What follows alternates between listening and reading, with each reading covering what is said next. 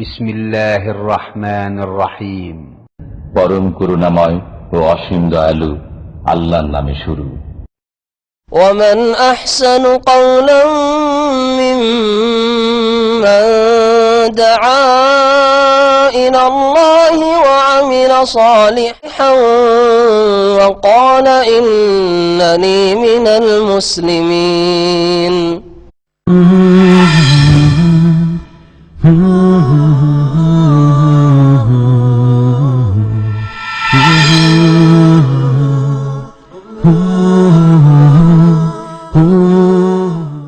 أعوذ بالله من الشيطان الرجيم. يا بني آدم قد أنزلنا عليكم لباسا يواري سوآتكم وريشا ولباس التقوى ذلك خير ذلك من آيات الله لعلهم يذكرون. يا بني آدم لا يفتننكم الشيطان كما أخرج أبويكم من الجنة ينزع عنهما لباسهما ليريهما سوآتهما إنه يراكم هو وقبيله من حيث لا ترونهم إنا جعلنا الشياطين أولياء للذين لا يؤمنون. وإذا فعلوا فاحشة قالوا وجدنا عليها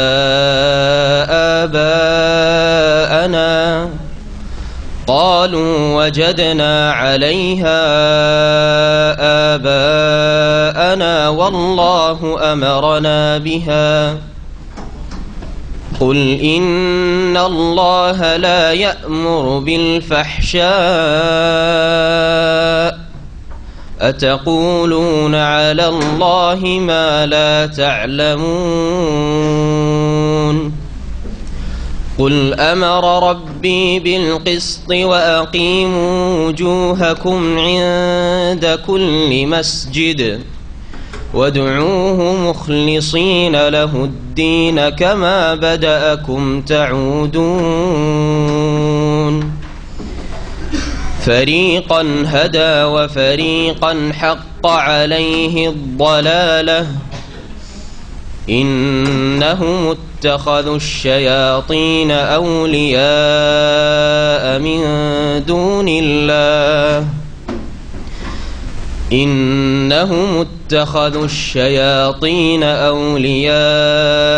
من دون الله ويحسبون أنهم مهتدون.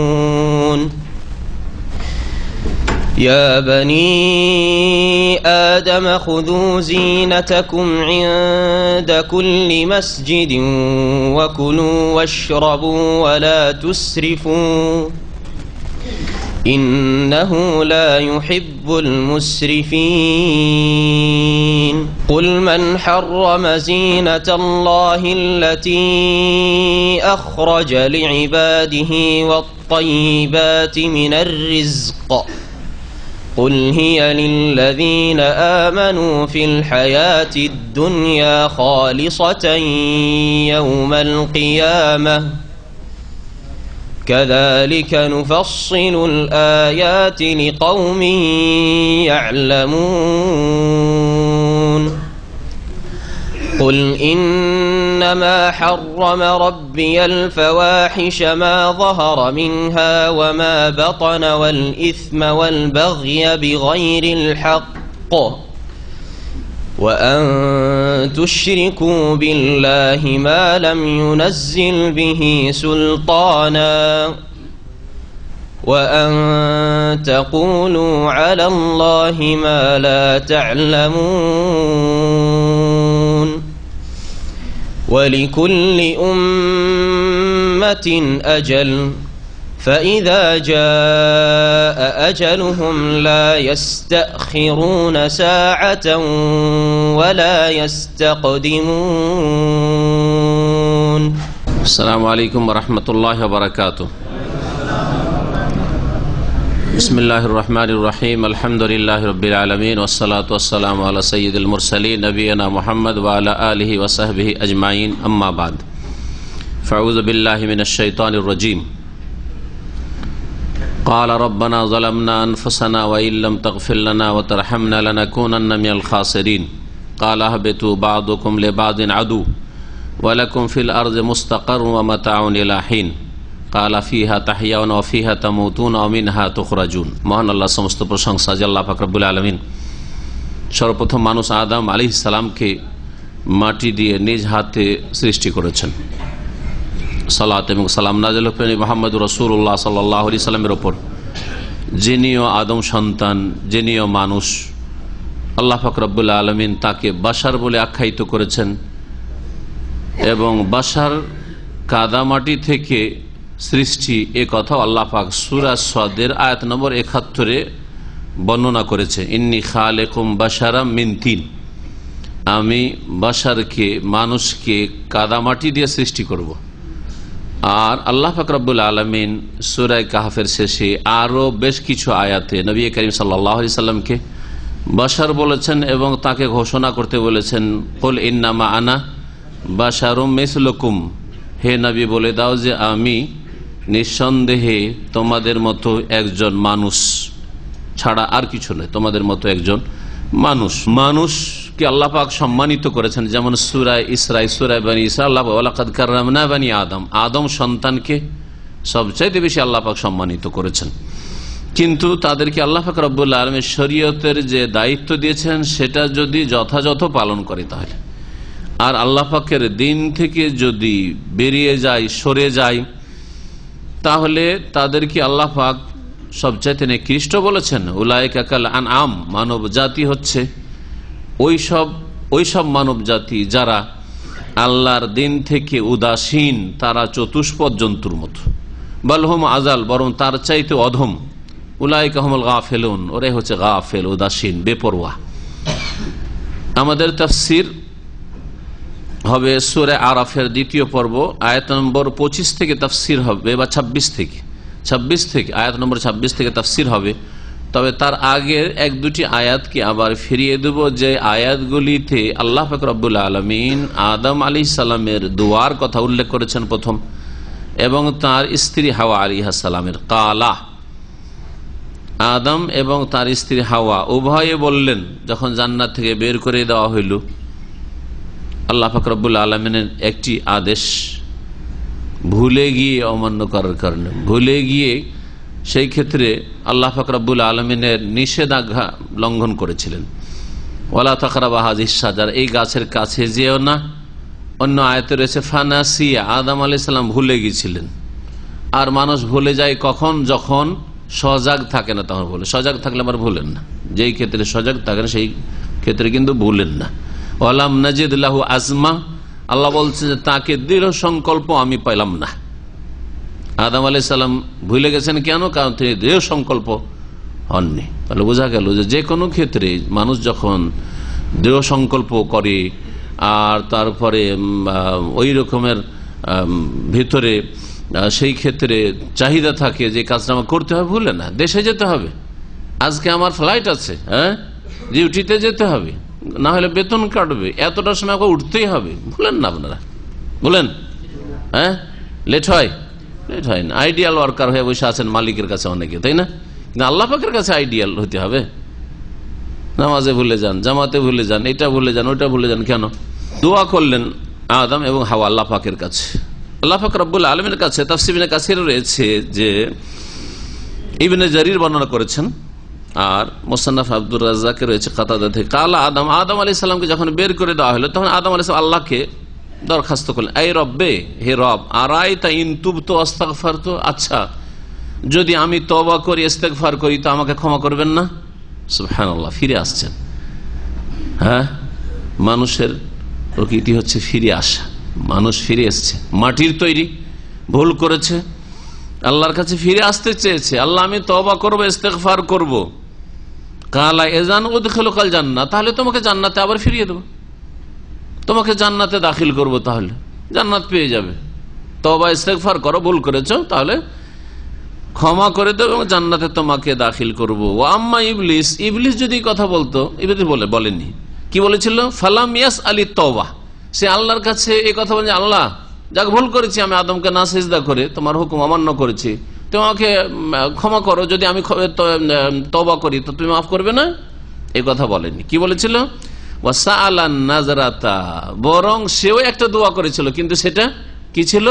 যে আল্লাহ আমাকে যখন তুমি এর অভিশপ্ত করেই দিলে, তো আমাকে ছাড় দাও, জানো কিয়ামত পর্যন্ত আমি বেঁচে থাকি, আর আমাকে এই ক্ষমতাও দাও যে আদমের কারণে যখন আমি ধ্বংস হইলাম, ভুল পথে গিয়ে জাহান্নামে যাব, ঠিক আছে আমি যাব, কিন্তু আমি যাতে করে আদম সন্তানের সকলকেই জাহান্নামে নিয়ে যাওয়ার চেষ্টা করি আমার সাথে, তবে ইল্লা ইবাদাকা মিনহুল মুখলাসিন, যারা নিখুঁত বান্দা, নিষ্ঠাবান বান্দা, তাদেরকে পারবো না, ওদেরকে বাদ দিয়ে বাকিগুলো সবগুলোকে নিয়ে যাওয়ার চেষ্টা করব।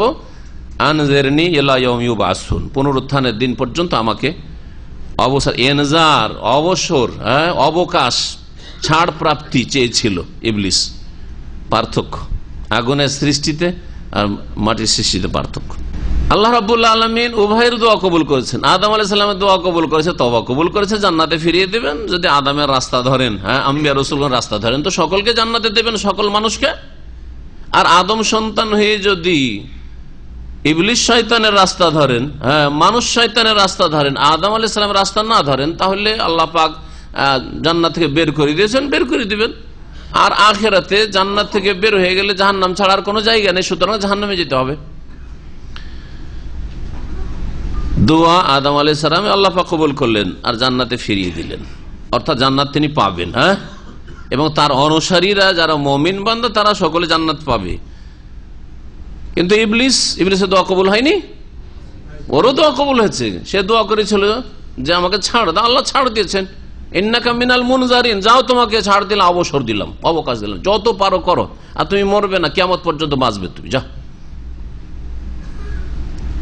ফাতাকুল্লা ওয়াহিদি মিনহুম আল্লাযী সালা, যে যা চেয়েছিল তাই আল্লাহ পাক দিয়েছেন।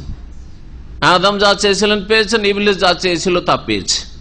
আদম আলাইহিস সালাম, হাওয়া আলাইহিস সালাম উভয় দোয়া করেছে, রব্বানা যালামনা আনফুসানা, হে আমাদের প্রতিপালক, আমরা নিজেদের উপর অত্যাচার করেছি। কোরআনে কারীমের অধিকাংশ দোয়া এর আগে অনেকবারই বলেছি, আবার বলছি, কি দিয়ে শুরু করেছেন? আল্লাহ পাক শিক্ষা দিয়েছেন রব্বানা দিয়ে বা রব্বি দিয়ে, এক বচন দিয়ে অথবা বহু বচন দিয়ে, এই রব নামটি পেশ করে তারপর আল্লাহর কাছে চাওয়া।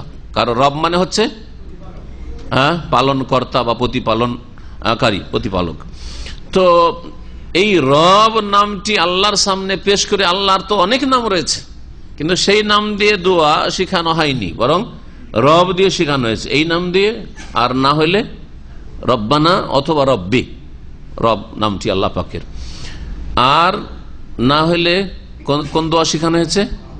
আল্লাহ নামটি দিয়ে, যে আল্লাহ পাকের সত্তাগত নাম, আল্লাহুম্মা, আল্লাহুম্মা দি, হে আল্লাহ।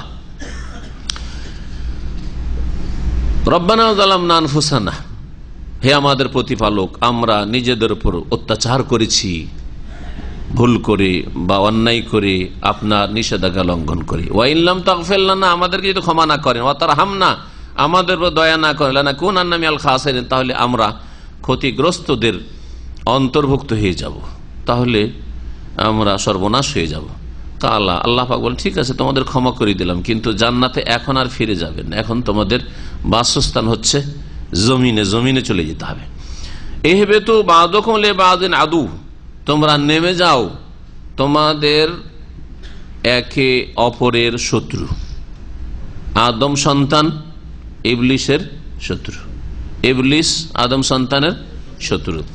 ওয়ালাকুম ফিল আরদে মুস্তাকার, এবং তোমাদের জন্য জমিনেই, পৃথিবীতেই বাসস্থান রয়েছে, সেখানেই তোমাদেরকে বসবাস করতে হবে। ওয়া মাতাউন ইলাহিন, কিছু কালের জন্য সেখানে ভোগের সময় সুযোগ রয়েছে বা সামগ্রী রয়েছে, সেখানে কিছু কাল কাটিয়ে আসতে হবে। তারপরে ঈমান এবং সৎকর্মশীলতার সাথে আসলে, নেক আমলের সাথে আসলে আবার জান্নাতে ফিরে যাবে। কালা, তারপর আল্লাহ পাক ঘোষণা করে ফিহা তাহিয়াউনা, তোমরা এই জমিনেই জীবন যাপন করবে, বেঁচে থাকবে যতদিন ততদিন এই জমিনে বসবাস করতে হবে। অফিহা তামুতুন, আর জমিনেই তোমরা মৃত্যুবরণ করবে, এখানেই তোমাদের হায়াত মৌত।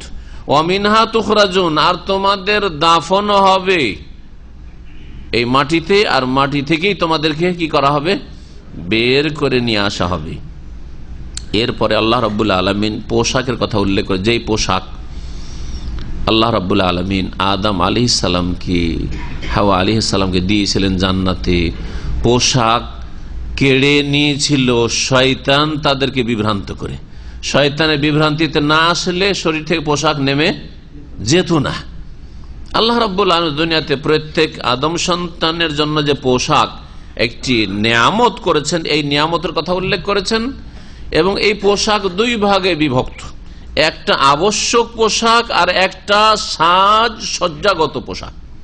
পোশাক যা আমরা শরীরে পরিধান করি দুই রকমের রয়েছে, কিছুটা একবারে ফরজ, এতটা ঢাকতেই হবে, সেটা হচ্ছে একজন পুরুষের নাভি থেকে শুরু করে হাঁটু পর্যন্ত এতটা হচ্ছে আওরাত, আবৃত স্থান, অঙ্গ প্রত্যঙ্গ ঢেকে রাখার অঙ্গ প্রত্যঙ্গ, সুতরাং এগুলিকে ঢেকে রাখতে হবে। জি। আর মহিলাদের ক্ষেত্রে নবী করিম সাল্লাল্লাহু আলাইহি ওয়াসাল্লাম বলেছেন, হ্যাঁ, বাইরে বেরোলে ইন্নাল মারআত আওরাতুন, নারী জাতি পুরোটাই ঢেকে রাখার বস্তু বাইরে বেরোলে। আর যদি নিজের ঘরে নির্জনে থাকে তাহলে শরীরে পুরুষদের মতো কাপড় থাকলেও কোনো দোষের কথা নয়, আর স্বামীর সামনে থাকলেও কোনো দোষের কথা নাই। আর যদি মাহারাম যাদের সাথে স্থায়ীভাবে বিবাহ হারাম ওদের সামনে থাকে, তাহলে সাধারণভাবে একজন মানুষ মুসলিম যেই রকমের পোশাকে সাধারণত থাকে তাদের সামনে ততটুকু ঢাকতে, অর্থাৎ চেহারা, হাত, পা আর হাতের কিছু অংশ এগুলো খোলা থাকলে কোনো দোষের কথা নাই। কিন্তু শরীরের সব অঙ্গ মাহারামদের সামনে, বাপের সামনে, সাবালক ছেলেদের সামনে, অথবা আপন ভাইদের সামনে, আপন ভাস্তে বা ভাগ্নেদের সামনে খোলা যাবে না মহিলাদের হলে। এমনকি মহিলাদের সামনেও পুরো শরীর খোলা জায়েজ নাই। আল্লাহ পাক বলছেন, ইয়া বানি আদম, হে আদম সন্তান, কাদ আনজালনা আলাইকুম লিবাসা, নিঃসন্দেহে তোমাদের জন্য আমি পোশাক অবতীর্ণ করেছি। আল্লাহ পাক পোশাক নাজিল করেছেন। ইউআরি সাওআতিকুম, যা তোমাদের লজ্জা স্থানকে ঢাকবে, আবৃত করবে। ওয়ারা ইউআরি মানে হচ্ছে ঢাকা, আবৃত করা। আর সাওআতুন সু থেকে, সু মানে খারাপ, হ্যাঁ, সু মানে কি হয়, খারাপ হয়। তো লজ্জা স্থানকে সাওআতুন বলা হয়েছে, এই সুয়ের যে খারাপ অর্থ এখান থেকে। কেন লজ্জা স্থানকে কেন সাওয়া বলা হলো? কারণ লজ্জা স্থান দেখতে খারাপ লাগে, নিজেকেও উলঙ্গ দেখতে খারাপ লাগে, লাগে না? আপনি কাপড় চোপড় পরে থাকেন, দেখতে সুন্দর লাগছে, খালি গায়ে থাকেন একটু খারাপ লাগছে, পুরো উলঙ্গ আরো খারাপ লাগছে, লাগবে না? অবশ্যই খারাপ লাগবে। এটা একটা সাজ জিনাত শরীর ঢাকাটা, যে যত সুন্দর করে শরীর ঢাকে তত তাকে সুন্দর লাগে। কিন্তু আজকালকার এই কাফেরদের সভ্যতা শিখেছে যে যত বেশি উলঙ্গ হইতে পারিস, আর পুরুষের নয়, আবার মহিলা জাতি, নারী জাতি, যাদেরকে আল্লাহ ঢেকে রাখতে বলেছেন, হ্যাঁ, যাকে রাসূলুল্লাহ সাল্লাল্লাহু আলাইহি ওয়াসাল্লাম ঢেকে রাখতে বলেছেন, তাদেরকে যত বেশি নাঙ্গা করতে পারবি, যত তারা উলঙ্গ অর্ধ উলঙ্গ হবে, যত পারে তত বেশি সুন্দর লাগে। এই থিওরি কার? ইবলিস শয়তানের। যাকে আল্লাহ ঢাকতে বলেছেন যে ঢাকলেই সুন্দর লাগবে, তাদেরকে উলঙ্গ করে ভোগ করে। আর যাদেরকে আল্লাহ বলেছেন যে শরীরের সব জায়গা ঢাকা যাবে না, টাকনা ঢাকা যাবে না, টাকনা খোলা রাখতে হবে, টাকনার ওপরে কাপড় রাখতে হবে, কাকে বলেছেন? আল্লাহ পুরুষদেরকে বলেছেন। তাদের অধিকাংশই, কাফের তো সবগুলি, অধিকাংশ মুসলিম কি করে? টাকনা ঢাকে। কিভাবে জিন শয়তান আর মানুষ শয়তান তাদের টার্গেটে পৌঁছিতে পেরেছে, কত সাকসেস হয়েছে জাহান্নামে নিয়ে যাওয়ার জন্য। নারী জাতি শরীর খুলে জাহান্নামে যাচ্ছে, আর পুরুষ জাতি টাকনা ঢেকে জাহান্নামে যাচ্ছে, ঢেকে জাহান্নামে যাচ্ছে, যাতে শয়তান খুশি হয়ে যায়, ইবলিস কামিয়াব হয়ে যায়। এই কাজ করে যাচ্ছে। যদি এই কাজটি মুসলিম করে, তাহলে সেই মুসলিমকে আপনি কি বলবেন? সে আল্লাহর অনুগত, রাসূলুল্লাহ সাল্লাল্লাহু আলাইহি সাল্লামের অনুগত অনুসারী, নাকি শয়তানের অনুগত? আল্লাহ পাক রব্বুল আলামিন যেন আমাদের বুঝে সংশোধন করার তৌফিক দান করেন। আল্লাহ পাক বলছেন যে তোমাদের জন্য লিবাস, পোশাক নাজিল করেছি। কিভাবে আল্লাহ পাক পোশাক নাজিল করেছেন তার কথা আমাদের সামনে বর্ণনা করা হয়নি। আল্লাহ পাক রব্বুল আলামিন প্রথম এরকম কোন পোশাক নাজিল করেছেন যা দেখে তখন মানুষরা বানাতে শুরু করেছে, নাকি আল্লাহ রাব্বুল আলামিন মানুষকে ব্রেন বুদ্ধি দিয়েছেন যে এইভাবে পোশাক তৈরি করো, আর তারপরে এইটা কি আল্লাহ পাক এখানে ব্যক্ত করেছেন আনজালনা দিয়ে, ব্রেন বুদ্ধি আল্লাহ পাক এটাও নামিয়েছেন, আর ওর মাধ্যমে আল্লাহ পাক রব্বুল আলামিন নামিয়েছেন। যেমন রিজিক আল্লাহ নাজিল করেন, রিজিক আল্লাহ পাক নাজিল করেন। তো রিজিক তো জমিনে খাদ্য, ফল মূল সবকিছু জমিনে গাছপালা থেকে বা আপনার ফসল থেকে আসছে, কিন্তু আল্লাহ পাক রব্বুল রিজিক নাজিল করেছেন বলেছেন। এই নাজিল অবশ্যই একদিক থেকে বাহ্যিক নাজিল, যে আল্লাহ পাক যে বৃষ্টি বর্ষণ করেন, বৃষ্টি না হলে না ফল হইতো, না ফসল হইতো, না আপনার জন্য খাদ্যের ব্যবস্থা হইতো, না পানির ব্যবস্থা হইতো।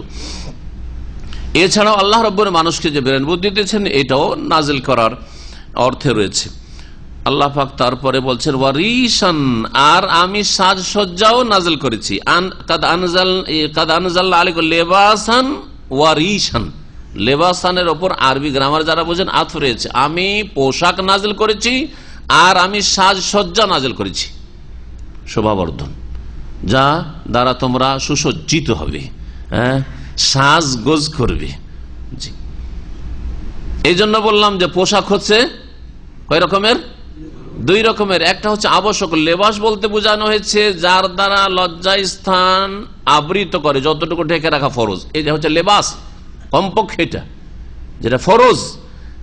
আর রিশান মানে হচ্ছে অতিরিক্ত সৌন্দর্য বাড়াবার জন্য যে পোশাক রয়েছে, আপনার শরীরটা ঢেকে রাখা, কাঁধ ঢেকে রাখা, আর তার হাঁটুর নিচেও কিছু অংশ ঢেকে রাখা, আর তারপরে মাথা ঢেকে রাখা, এগুলো সাজ কিনা?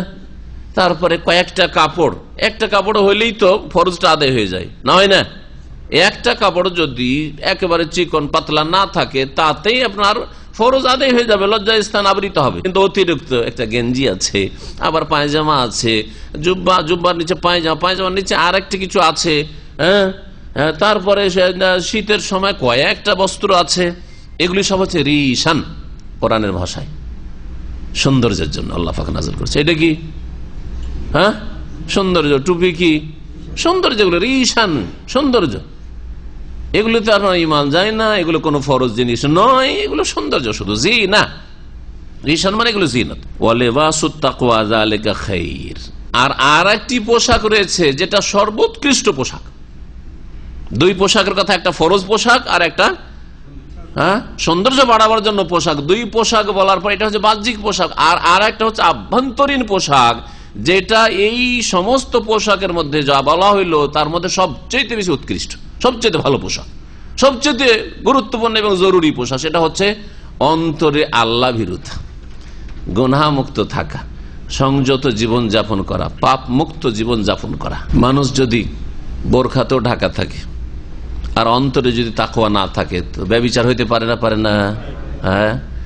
আর এইরকম আলখাল্লা লাগিয়ে আর কয়েকটা পোশাক, আজকাল পয়সাওয়ালাদের পোশাকের সাথে শীতের বস্ত্র, আল্লাহর যদি ভয় না থাকে তো বেশ্যাখানে যেতে পারে না, পারে না? পারে। তাহলে এইসব পাপ থেকে, নোংরামি থেকে, অশ্লীলতা থেকে বাঁচাবে কোন পোশাকে? এ বাহ্যিক কাপড়ে বাঁচাতে পারবে না। কোন পোশাকে বাঁচাবে? তাকওয়ার পোশাকে বাঁচাবে। তাই আল্লাহ পাক বলছেন ওয়া লিবাসুত তাকওয়া যালিকা খায়র, আল্লাহ ভীরুতার যে পোশাক রয়েছে এই পোশাকটি হচ্ছে সর্বোৎকৃষ্ট পোশাক, সবচেয়ে উত্তম পোশাক। যেমন আল্লাহ রাব্বুল আলামিন সম্বল সম্পর্কে বলেছেন ওয়াতাজাওয়াদু, হজে আসবে, হজের আলোচনা করতে গিয়ে আল্লাহ পাক বলেছেন ওয়াতাজাওয়াদু, তোমরা হজে গেলে খালি হাতে যেও না, পয়সা নেই আর হজে চলে গেছে আর ভিক্ষা করছো, এরকম নয়। সম্বল নিয়ে যাও, পাথেও নিয়ে যাও, যে কোনো জায়গায় গেলে। তারপরে কি বলছেন? ফাইন্না ওয়াতাজাওয়াদু ফাইন্না খায়রা যাদিত তাকওয়া, আর সবচেয়ে ভালো উৎকৃষ্ট কি জাদ, পাথেয়, সম্বল হচ্ছে কি আত-তাকওয়া। ওখানে বলেছেন আল্লাহ ভীরুতা, আল্লাহ ভীরুতা। কারণ আল্লাহর যদি ভয় থাকে তাহলে চুরি করবেন না, খেতে না পেরে চুরি করবেন না। আল্লাহর ভয় থাকে তো চিন্তা করবেন না, খেতে না পেরে। আল্লাহর ভয় থাকলে ডাকাতি করবেন না। আর যদি পাথের অভাব নাই, সম্বলের অভাব নাই, টাকার অভাব নাই, গাড়ি বাড়ির অভাব নাই, পয়সার অভাব নাই, তারপরেও কি করছে? হারাম করছে। চুরি ডাকাতি না করলে ফিল্মের শুটিং করছে, যারা ফিল্মের জগতের লোক, কোটি কোটি টাকার মালিক, কোটি কোটি টাকার মালিক, খেলার ময়দানে পাপে ডুবে থাকছে, যে পাপের কাজে টাকা পয়সা ব্যয় করছে, তাদের আরো বেশি টাকার প্রয়োজন।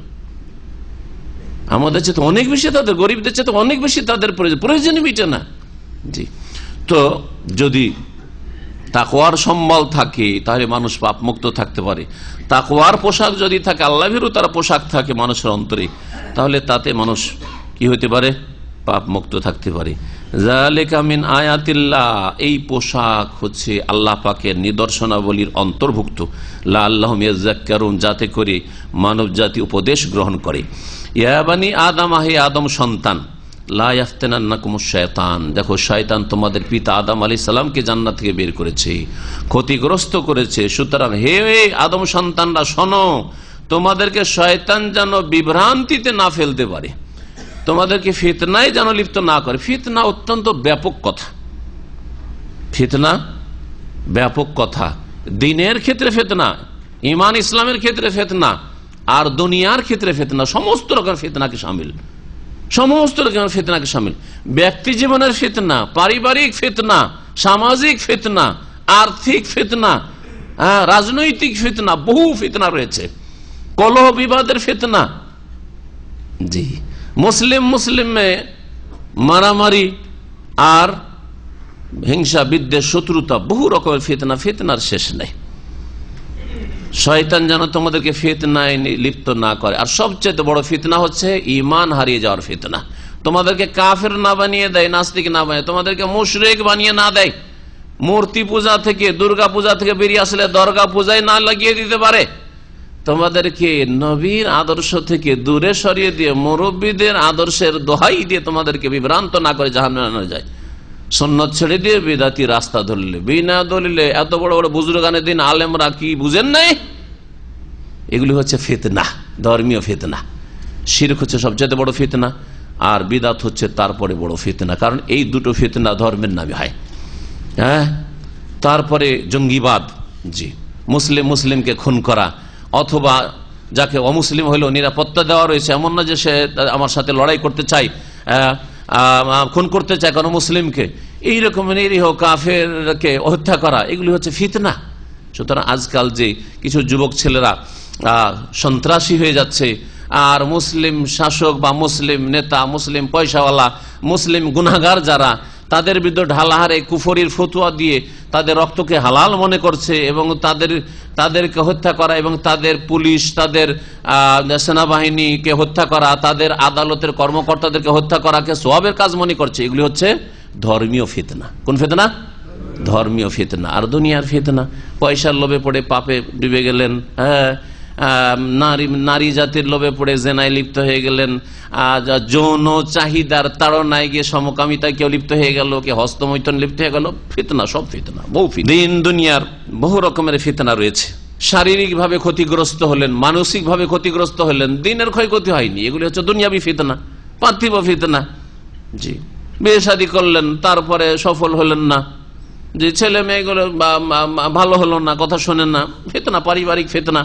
জি, সামাজিক ফিতনা, পাড়া প্রতিবেশী লোক ভালো না, অশান্তিতে আছেন, বসবাস করছেন আপনি, ফিতনা, বহু রকমের ফিতনা রয়েছে। শয়তান যাতে করে তোমাদেরকে ফিতনায় লিপ্ত না করি, কামা আখরাজা আবাওয়াইকুম মিনাল জান্নাহ, যেমন ভাবে তোমাদের মাতা পিতাকে, আবাওয়াই দ্বিবচন, দ্বিবচন মানে আবন মানে বাপ, তো বাপ তো একজন হয়, তো দুই বাপ, তো দুই বাপ হয় না, এখানে দুই বাপ বলে কি বোঝানো হয়েছে? মাতা পিতা বোঝানো হয়েছে। যেমন ওয়ালেদ মানে হচ্ছে পিতা, আর ওয়ালেদাইন মানে, ওয়ালেদাইন মানে কি? মাতা পিতা, হ্যাঁ, বা পিতা মাতা, ওয়ালেদাইন দ্বিবচন। ওই রকম আবাওয়াইন, এখানে আবাওয়াইন মানেও মাতা পিতা হয়, আর ওয়ালেদাইন মানেও মাতা পিতা হয়। তো আল্লাহ পাক রব্বুল বলছেন যে শয়তান তোমাদেরকে ওইভাবে ফিতনায় না লিপ্ত করে যেমন তোমাদের মাতা পিতা অর্থাৎ প্রথম মাতা পিতা আদম এবং হাওয়া আলাইহিস সালামকে জান্নাত থেকে বের করেছিল ফিতনায় লিপ্ত করে। কোন ফিতনায়? একটি গুনাহে লিপ্ত করে, তাই না? তাহলে যে কোনো গুনাহ হচ্ছে বড় ফিতনা। যে কোনো গুনাহ, আল্লাহর হকের ক্ষেত্রে হোক, মানুষের হকের ক্ষেত্রে হোক, ধর্মের নামে হোক আর দুনিয়ার নামে হোক। ইয়ানজিউ আনহুমা লিবাসাহুমা, জান্নাত থেকে যখন আদম হাওয়াকে বের করে দিল এই রকমের বিভ্রান্তিতে ফেলে ইবলিস, তখন তাদের থেকে তাদের পোশাকে ছিনিয়ে নিয়েছিল। পোশাক ছিনিয়ে নেওয়ার কারণ হচ্ছে ইবলিস। জি, ইবলিসের কথা না শুনতো, পরামর্শ না নিত, তো পোশাক ছিনিয়ে নেওয়া হইতো না।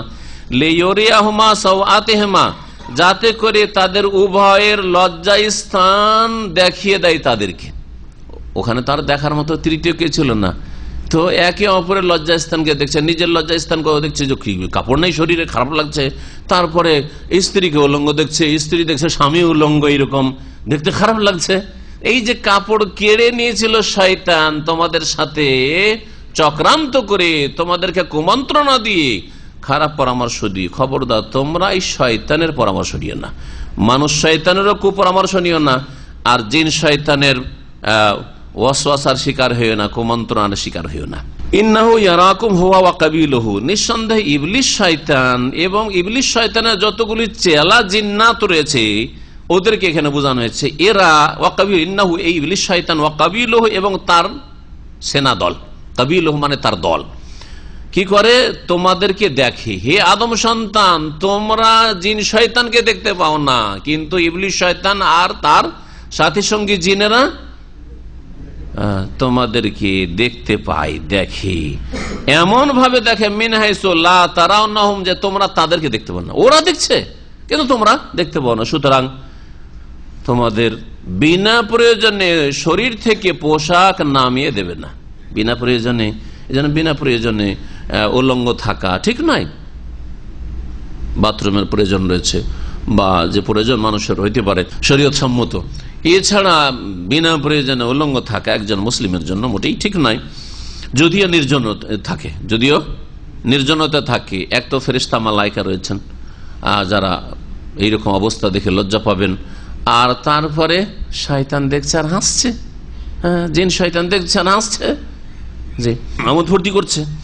ইন্না জাআলনা শায়াতিন আউলিয়া লিল্লাযিনা লা ইউমিনুন, নিঃসন্দেহে আমি শয়তানগুলিকে ওই সব লোকদের আমি বন্ধু মিত্র বানিয়ে দিয়েছি যারা বিশ্বাসী নয়, লা ইউমিনুন অবিশ্বাসী। শয়তানদেরকে আল্লাহ পাক রব্বুল আলামিন যারা অবিশ্বাসী তাদের কি বানিয়েছেন? বন্ধু বানিয়ে দিয়েছেন। তাহলে শয়তান কার বন্ধু? কাফেরের বন্ধু, মুশরিকের বন্ধু, অবিশ্বাসীর বন্ধু, মুসলিমের বন্ধু হইতে পারে না। যদি আপনার বন্ধু না হয় তাহলে বন্ধুর বিপরীত কি? শত্রু। তাহলে জানতে হবে যে শয়তান হচ্ছে শত্রু আপনার। সুতরাং শত্রুকে কখনো খুশি হইতে দেবেন না। দুনিয়া আমরা কিন্তু দুশ্মন হাসাটা পছন্দ করি না, পছন্দ করি? আপনি যদি জানেন যে এই লোক আমার দুঃখ কষ্টে খুশি হবে, আপনি অসুস্থ থাকলেও জানতে দিবেন না, ঠিক কিনা? যদি জ্ঞানী মানুষ হন আপনি, হ্যাঁ, আপনি যদি পারিবারিক সমস্যায় থাকেন তবুও জানতে দেবেন না, ঠিক না?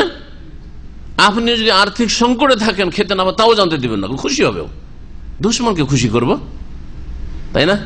তাহলে মানুষ সামান্য দুশ্মনী করে আপনার সাথে, তার ক্ষেত্রে এত সচেতন না রে, এ শুনতে পেলে খুশি হবে না, একে ভিতরের খবর পারিবারিক খবর বলা যাবে না, একে আমার আর্থিক অবস্থার কথা বলা যাবে না, আমার শরীর স্বাস্থ্যের কথা বলা যাবে না।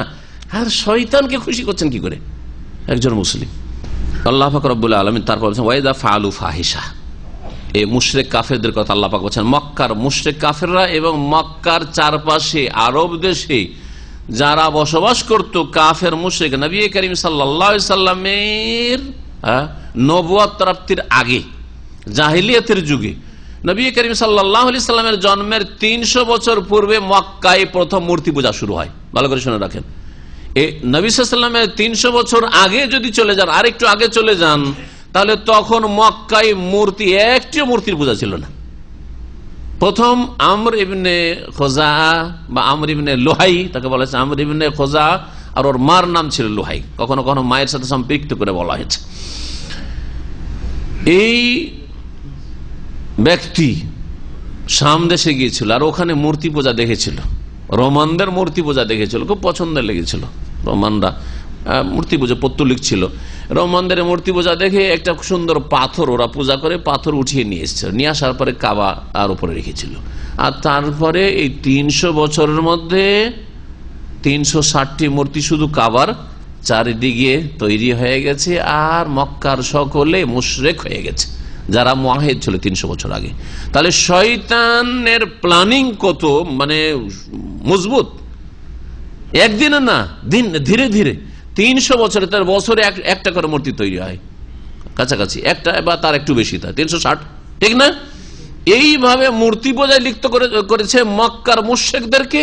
অথচ তারা জানতো যে আমরা ইব্রাহিম আলাইহিস সালামের উম্মত, দাবিদার ছিল, আমরা দ্বীনে হানিফ মানি, আমাদের পিতা ইব্রাহিম আলাইহিস সালাম, আমরা ইব্রাহিমের বংশধর। আর তারা তাদের ধর্মকে মানুষের কাছে গ্রহণযোগ্য বানাবার জন্য বলতো যে ইব্রাহিম আমাদের এই ধর্মই পালন করেছে, মূর্তি পূজা করেছেন। এই জন্য কোরআনে বারবার আল্লাহ খণ্ডন করেছেন যে এই মুশরিকরা ওয়া মা কানা মিনাল মুশরিকিন, ইব্রাহিম মুশরিক ছিলেন? ওয়ালাম ইয়াকু মিনাল মুশরিকিন, মুশরিক ছিলেন না। কয়েক জায়গায় আল্লাহ পাক এরকম করে বলেছেন। ইব্রাহিম ছিলেন হানিফ, আল্লাহ অভিমুখী, তিনি আল্লাহ মুআহিদ ছিলেন, আল্লাহর একত্ব প্রতিষ্ঠাকারী ছিলেন। তোমরা তো মুশরিক, ইব্রাহিমের সাথে তোমাদের কোনো সম্পর্ক নাই, শুধু রক্তের সম্পর্ক রয়েছে হে কুরাইশ, কিন্তু তোমাদের সাথে আদর্শের কোনো সম্পর্ক নেই, দ্বীনের কোনো সম্পর্ক নেই তোমার। আল্লাহ রাব্বুল আলামিন বলছেন তাদের একটি কুসংস্কার সম্পর্কে। কুসংস্কার কি ছিল? অনেক কুসংস্কার তাদের মধ্যে। একটা মূর্তি পূজা শুরু হলো, আর একটা কি শুরু হলো, সেটা হচ্ছে উলঙ্গ হয়ে তওয়াফ করা। কি নারী কি পুরুষ উলঙ্গ হয়ে তওয়াফ করত। মক্কার লোকেরা নিজেদেরকে ভারতের হিন্দু ব্রাহ্মণদের মতো মনে করত। ভারতের ব্রাহ্মণ জাতি নিজেদেরকে চারটা যে তাদের মধ্যে জাত রয়েছে, জাতপাত, 4 জাতের মধ্যে সবচেয়ে সিনিয়র মনে করে কিনা ব্যানার্জি, মুখার্জি, চ্যাটার্জি, এগুলো। এরা মনে করে যে মন্দিরে ধর্মকর্ম করার অধিকার একমাত্র ব্রাহ্মণ রাখে। ব্রাহ্মণ না হলে বিয়ে হবে না, ব্রাহ্মণ না হলে পূজা হবে না, ব্রাহ্মণ না হলে কোনো কিছু হবে না, ধর্মকর্ম হবে না, ঠিক কিনা? জি। এবং ধর্ম শিখবে, বেদ শিখবে, বেদ পড়বে, বেদ জানবে একমাত্র ব্রাহ্মণ, আর অন্যদের কোনো অধিকার নেই। তোমাদের অন্য অন্য কাজ আছে। শূদ্র তাহলে তোমরা পায়খানা পেশাব সাফ করো, ডোমমেথর হও। আর যদি তোমরা বৈষ্ণব হও তাহলে তোমরা চাষাবাদ করে আমাদের খাদ্যের ব্যবস্থা করো তোমরা। আর যদি তোমরা ক্ষত্রিয় হও তাহলে তোমরা দেশের জনবল, সুতরাং তোমরা সেনাবাহিনীতে যাও, তোমরা দেশের রক্ষা করো, এগুলো কাজ, আমাদের পাহারাদার সিকিউরিটির কাজ করো। এ হচ্ছে 4টা ভাগ। আর আমরা ধর্ম কর্ম যদি তোমাদের করতে হয়, মন্দিরের গেটে এসে যা দিবার দাও, প্রসাদ দাও, আমরা ওগুলো করবো, তোমরা ঢুকতে পারবে না। তোমাদের বিয়েটা পড়লে আমাদেরকে আসতে হবে। এইরকম ধ্যান ধারণা আমাদের এক শ্রেণীর মুসলিমদের হয়েছে। বিয়ে পড়াইলে হুজুর ছাড়া বিয়ে পড়া হবে না। আর একটা যদি খাসি মোরগও জবাই করে, গরু জবাই করে, তাহলে আরে হুজুরকে ডেকে নিয়ে, হুজুরকে ডেকে নিয়ে না হয়তো গরু জবাই করা হবে না, গরু জবাই করলে হুজুর লাগবে। কিন্তু ব্রাহ্মণদের ধর্ম এটা, ইসলাম ধর্মে নাই। ইসলাম ধর্মে যে কোনো মানুষ, যে কোনো মুসলিম জবাই করে, মুসলিম বিসমিল্লাহ আল্লাহু আকবার বলে। তো কি বলছিলাম, কুসংস্কার, মানুষ যখন শিরকে লিপ্ত হয়ে যায় তখন অন্ধ হয়ে যায়, ধর্মান্ধতা চলে আসে, বাতিল ধর্মে ধর্মান্ধ হয়। ইসলামের ক্ষেত্রে হয় না, কারণ ইসলাম হচ্ছে সায়েন্টিফিক দিন। সুতরাং ইসলামের ক্ষেত্রে যুক্তি ছাড়া এমন কোন কথা ইসলামের দিনের বিধিবিধান নাই। আকীদাতে, ইবাদতে, আখলাকে, হালালে, হারামে, প্রত্যেকটি ক্ষেত্রে দিন ইসলাম হচ্ছে সায়েন্টিফিক দিন, যুক্তিসঙ্গত দিন। যার ফলে কোন মুসলিমকে কোন নাস্তিক বলবে এরা ধর্মান্ধ, এটা বাতিল কথা, এটা তাদের গায়ের জোরের কথা, এটা তাদের শয়তানি কথা বোঝা গেছে। মুসলিম কখনো অন্ধ হয় না। মুসলিম আল্লাহ পাকের যিনি সৃষ্টিকর্তা তা আদেশ মানে। মুসলিম আল্লাহ পাক রব্বুল আলামিন যে তার দূত পাঠিয়েছেন যে কেমন জীবনযাপন পছন্দ করেন সেটা জানিয়ে দেওয়ার জন্য, বলে দেওয়ার জন্য, সেটা বিস্তারিত বর্ণনা করে দেওয়ার জন্য তিনি রাসূলুল্লাহ সাল্লাল্লাহু আলাইহি ওয়াসাল্লাম তার প্রত্যেকটি ক্ষেত্রে অনুসরণ করে। পক্ষান্তরে ধর্মান্ধতা বাতিল ধর্মগুলির কাছে রয়েছে, মানুষের তৈরি করা ধর্ম, কপোলকল্পিত ধর্ম যারা মানে তাদের মধ্যে ধর্মান্ধতা রয়েছে। সুতরাং ইসলামের নামে যারা শিরক বিদআত করে, কবর মাজার পূজা করে, এই সুফিবাদে ডুবে আছে, এদের মধ্যে ধর্মান্ধতা রয়েছে, এদের মধ্যে ধর্মান্ধতা রয়েছে। বিনা দলিলে বড়রা করেছে, বুজুর্গরা করেছে, করে। কিন্তু একজন আল্লাহ পাক রব্বুল আলমিনের তৌহিদ প্রতিষ্ঠাকারী এবং রাসূলুল্লাহ সাল্লাল্লাহু আলাইহি ওয়াসাল্লাম সুন্নতের অনুসারী কখনো বিনা দলিলে একটিও কাজ করে না, বিনা দলিলে কোনো কাজ করে না, ইবাদত বলে নেকি বলে। কুসংস্কার আসে যারা ভ্রান্ত ধর্ম পালন করে তাদের মধ্যে। যেসব কুসংস্কার ঢুকেছে বিভিন্ন ধর্মে, তার মধ্যে মক্কার মুশরিকদের একটি কুসংস্কার ছিল উলঙ্গ হয়ে তাওয়াফ করা, উলঙ্গ হয়ে পূজা পাঠ করা কোন একটি বিশেষ রাতে অথবা কোন একটি বিশেষ মেলায়। এগুলি হিন্দুদের মধ্যে রয়েছে। যারা ভারতে বসবাস করেন অথবা ভারতের সভ্যতা সম্পর্কে লেখাপড়া করেছেন তারা জানেন, বা তাদের ধর্ম সম্পর্কে লেখাপড়া করেছেন তারা জানেন যে নারী পুরুষ উলঙ্গ হইতে হবে সেই দিন। আর সুবহানাল্লাহিল আযীম, কত যে অশ্লীলতা তাতে হয়, অশ্লীল কথা কাজ আর কত কি হয় আল্লাহ পাক ভালো জানেন। তো যাই হোক, আল্লাহ পাকের শুকরিয়া আদায়, আলহামদুলিল্লাহ যে আল্লাহ পাক এই সমস্ত রকমের শিরক থেকে, কুফরি থেকে, অশ্লীলতা থেকে এবং কুসংস্কার থেকে আল্লাহ পাক আমাদেরকে মুক্ত করে হেদায়েতের যে রাস্তা দেখিয়েছেন, এটা সবচেয়ে বড় আল্লাহ পাকের নিয়ামত, আলহামদুলিল্লাহ। তো মক্কার মুশরিকরা ওই রকমই আল্লাহর ঘরের তাওয়াফ করত উলঙ্গ হয়ে। মক্কার লোকেরা নিজেদেরকে সিনিয়র মনে করত, বলছে আমরা যেহেতু এখানকার ব্রাহ্মণ, হোমস, হিন্দুরা ব্রাহ্মণ বলে, এরা নিজেদেরকে হোমস বলতো, আমরা হচ্ছে হারামের অধিবাসী, সুতরাং আমরা উলঙ্গ হব না, আমরা কাপড় পরে তওয়াফ করব, আমাদের নারীরাও কাপড় পরে তওয়াফ করবে। কিন্তু বাইরে থেকে তোরা যারা আসবি তোদের জন্য হয় আমাদের কাপড় ধার নিবি, না হয় ভাড়া নিবি। যদি কাপড় না পায় সবার কাপড় কি করে জুটাবে? বাইরে থেকে এত লোক সব আসে, আরবের বিভিন্ন আনাজ কানাজ থেকে বিভিন্ন এলাকা থেকে আসছে তওয়াফ করার জন্য, কোথায় কাপড় পাবে? যদি কাপড় না পেত তো পুরুষরা পুরো উলঙ্গ হয়ে তওয়াফ করতো, আর মহিলারা লজ্জা স্থানের গুপ্তাঙ্গের ওপর একটু ছোট্ট কাপড়ের টুকরা বা একটু চামড়া ঝুলিয়ে নিত, এই কাজ করতো, যেমন হাদিসে রয়েছে। আর সহিহ বুখারীতে রয়েছে, মহিলারা তওয়াফ করতো কাবা ঘরের, আর বলতো আলিয়াউমা ইয়াবদু, একটা কবিতা পড়তো, কবিতা আবৃত্তি করতো, আলিয়াউমা ইয়াবদু বাদুহু আও কুল্লুহু ওয়া মা বাদা মিনহু ফালা উহিল্লুহু। আজকে আমাদের লজ্জা স্থানের ইয়াবদু বাদুহু, কিছু অংশ জাহির হয়ে যায়, প্রকাশ হয়ে খুলে যাবে, আও কুল্লুহু, অথবা পুরো খোলা থাকবে, হয়তো একটু টুকরা কাপড়ের টুকরাও পেল না, তখন পুরো উলঙ্গ, নারী পুরুষ সব উলঙ্গ হয়ে তওয়াফ করছে। ওমা বাদা মিনহু, আর যেহেতু ধর্ম করার জন্য, ধর্ম কর্ম করার জন্য উলঙ্গ হয়েছি, সুতরাং যদি উলঙ্গ হই তাহলে তোমাদের জন্য, হে দর্শকরা, তোমাদের জন্য হালাল করছি না যে আমি জেনায় লিপ্ত হতে চাই। এইটা হচ্ছে ধর্ম। উলঙ্গ আছি কিন্তু না না না ওই জেনাতে নেই। যেমন আজকাল বেহায়া মহিলারা বলে, বেহায়া বেপরদা বেদিন মহিলারা, উলঙ্গ যারা চলাফেরা করে, অর্ধ উলঙ্গ চলাফেরা করে, তারা কি বলে? বোরকা পরলেই হবে। যারা বোরকা পরে তারাই বেশি খারাপ, শুধু মহিলারা না, যারা বেহায়া পুরুষ, বেদিন পুরুষ, তারাও বলে। আমাদের একদিনই বোন বলছেন যে আমার স্বামীর জ্বালা যন্ত্রণা এত, যদি আমি বোরখা পরি তোর গায়ে জ্বালা উঠে যায়। আর তারপরে বলে যে বোরখা পরা মহিলাই মানে খারাপ, বোরখা পরা মানে খারাপ, আমরা উলঙ্গগুলি ভালো। জাইয়ান আলহামুস শয়তান, শয়তান সাজিয়ে পেশ করেছে এই পাপগুলিকে তাদের জন্য, এই বদ প্রকৃতির লোকদের জন্য। এইরকম বহু লোক সমাজে আছে। আচ্ছা, যারা বেহায়া মহিলা চলাফেরা করে, আজকাল প্রচার মাধ্যমগুলিতে দেখবেন তারা কি বলে, যে আমরা স্বাধীনভাবে চলাফেরা করব। কে যুবকদেরকে দেখতে বলেছে? একই কথা না মক্কার মুশরিকেরা তওয়াফ করতে বলতো, ওই কথাই নয় এটা কি, যে আমরা খোলামেলা চলাফেরা করব, আমরা ব্রেশিয়ার পরে চলাফেরা করব, আমরা জাঙ্গিয়া পরে চলাফেরা করব। পুরুষরা আমাদের দেখবে কেন? পুরুষ আমাদের দিকে তাকাবে কেন? ওদের অন্তর খারাপ, ওরা হচ্ছে অসৎ, আমরা ঠিক আছি, আমরা ঠিক আছি। এই কথাই তো বলতো সহিহ বুখারীতে রয়েছে, আলিয়াউমা ইয়াবদু বাযুহু আও কুল্লুহু ওমা বাদা মিনহু ফালা উহিল্লু। আমরা নাঙ্গা হয়ে তওয়াফ করলে কি হবে? হালাল করছি না, কেউ আমাদের দিকে তাকাবে না, আর তাকাইলেও কিছু পাবে না, তাকিয়ে থেকে যে ফেল ফেল করে।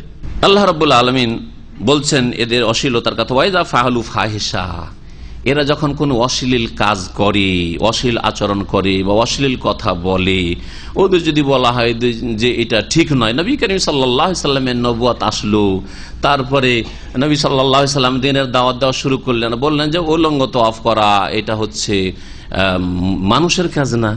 এটা কি করো আবার? এটা তো ভালো জিনিস না, খুব নোংরা জিনিস, খুব খারাপ জিনিস।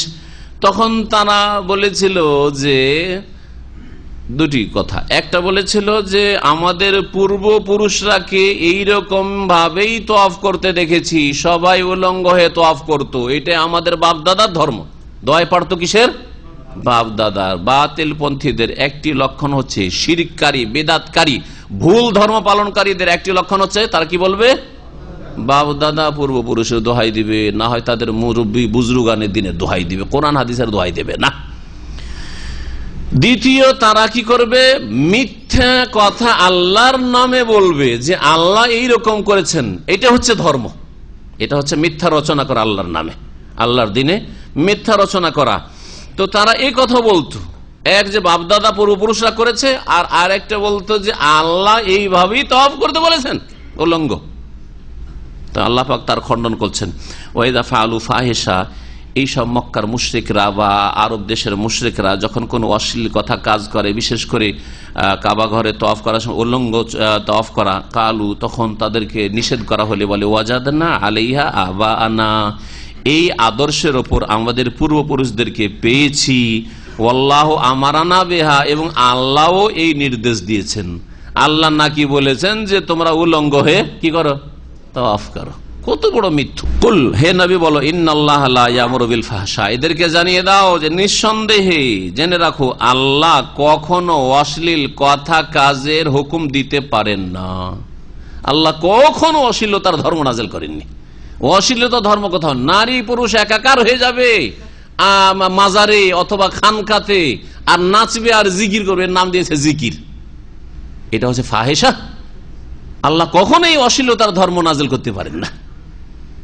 গান বাজনা করে জিকির করবে, এই অশ্লীলতা, এই নোংরামি আল্লাহ পাক কখনো এর নির্দেশ দিতে পারে, এইরকম ধর্ম আল্লাহ কখনো নাযিল করেননি। এগুলো মানুষের কল্পিত ধর্ম। আতাকুলুনা আলাল্লাহি মা লা তা'লামুন, যে সম্পর্কে জানো না ওই সম্পর্কে আল্লাহ সম্পর্কে কথা বলছো। আতাকুলুনা আলাল্লাহ, আল্লাহ সম্পর্কে এমন মিথ্যা কথা বলছো, মা লা তা'লামুন, যা জানো না বা যে সম্পর্কে তোমাদের সম্যক জ্ঞান নেই। অর্থাৎ না জেনেই কোনো দলিল ছাড়া, প্রমাণ ছাড়াই আল্লাহর ওপর মিথ্যারোপ করে দিলে যে আল্লাহ এইরকম উলঙ্গ হয়ে তওয়াফ করতে বলেছেন, আল্লাহ এইসব ধর্মকর্ম দিয়েছেন, এটা হচ্ছে সবচেয়ে বড় জুলুম। যেমন আল্লাহ পাক রব্বুল আলামিন অন্য আয়াতে বলেছেন, কুল, হে নবী তুমি জানিয়ে দাও মানুষকে, আমারা রব্বি বিল কিস্তি, আমার প্রতিপালক আমাকে ন্যায় প্রতিষ্ঠার নির্দেশ দিয়েছেন।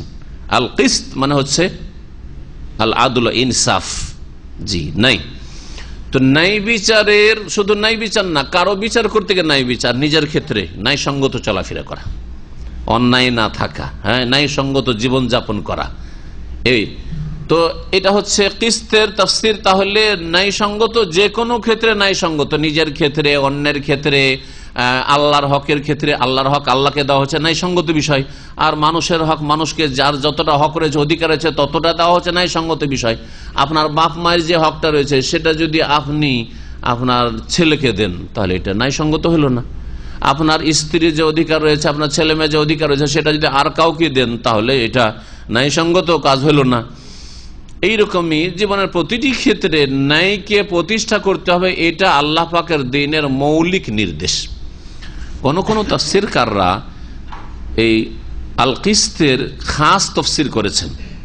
সবচেয়ে বড় ন্যায় কথা হচ্ছে লা ইলাহা ইল্লাল্লাহ, লা তাওহীদ। তাহলে কি তাফসীর হয়ে যাবে? কুল, হে নবী এই আরব মুশরিকদেরকে জানিয়ে দাও, আমারা রব্বি বিল কিস্তি, আমার প্রতিপালক আমাকে ন্যায় প্রতিষ্ঠার, মানে লা ইলাহা ইল্লাল্লাহ, কালেমায়ে তাইয়্যিবা, কালেমায়ে তাওহীদ, আল্লাহর একত্ব প্রতিষ্ঠার নির্দেশ দিয়েছেন।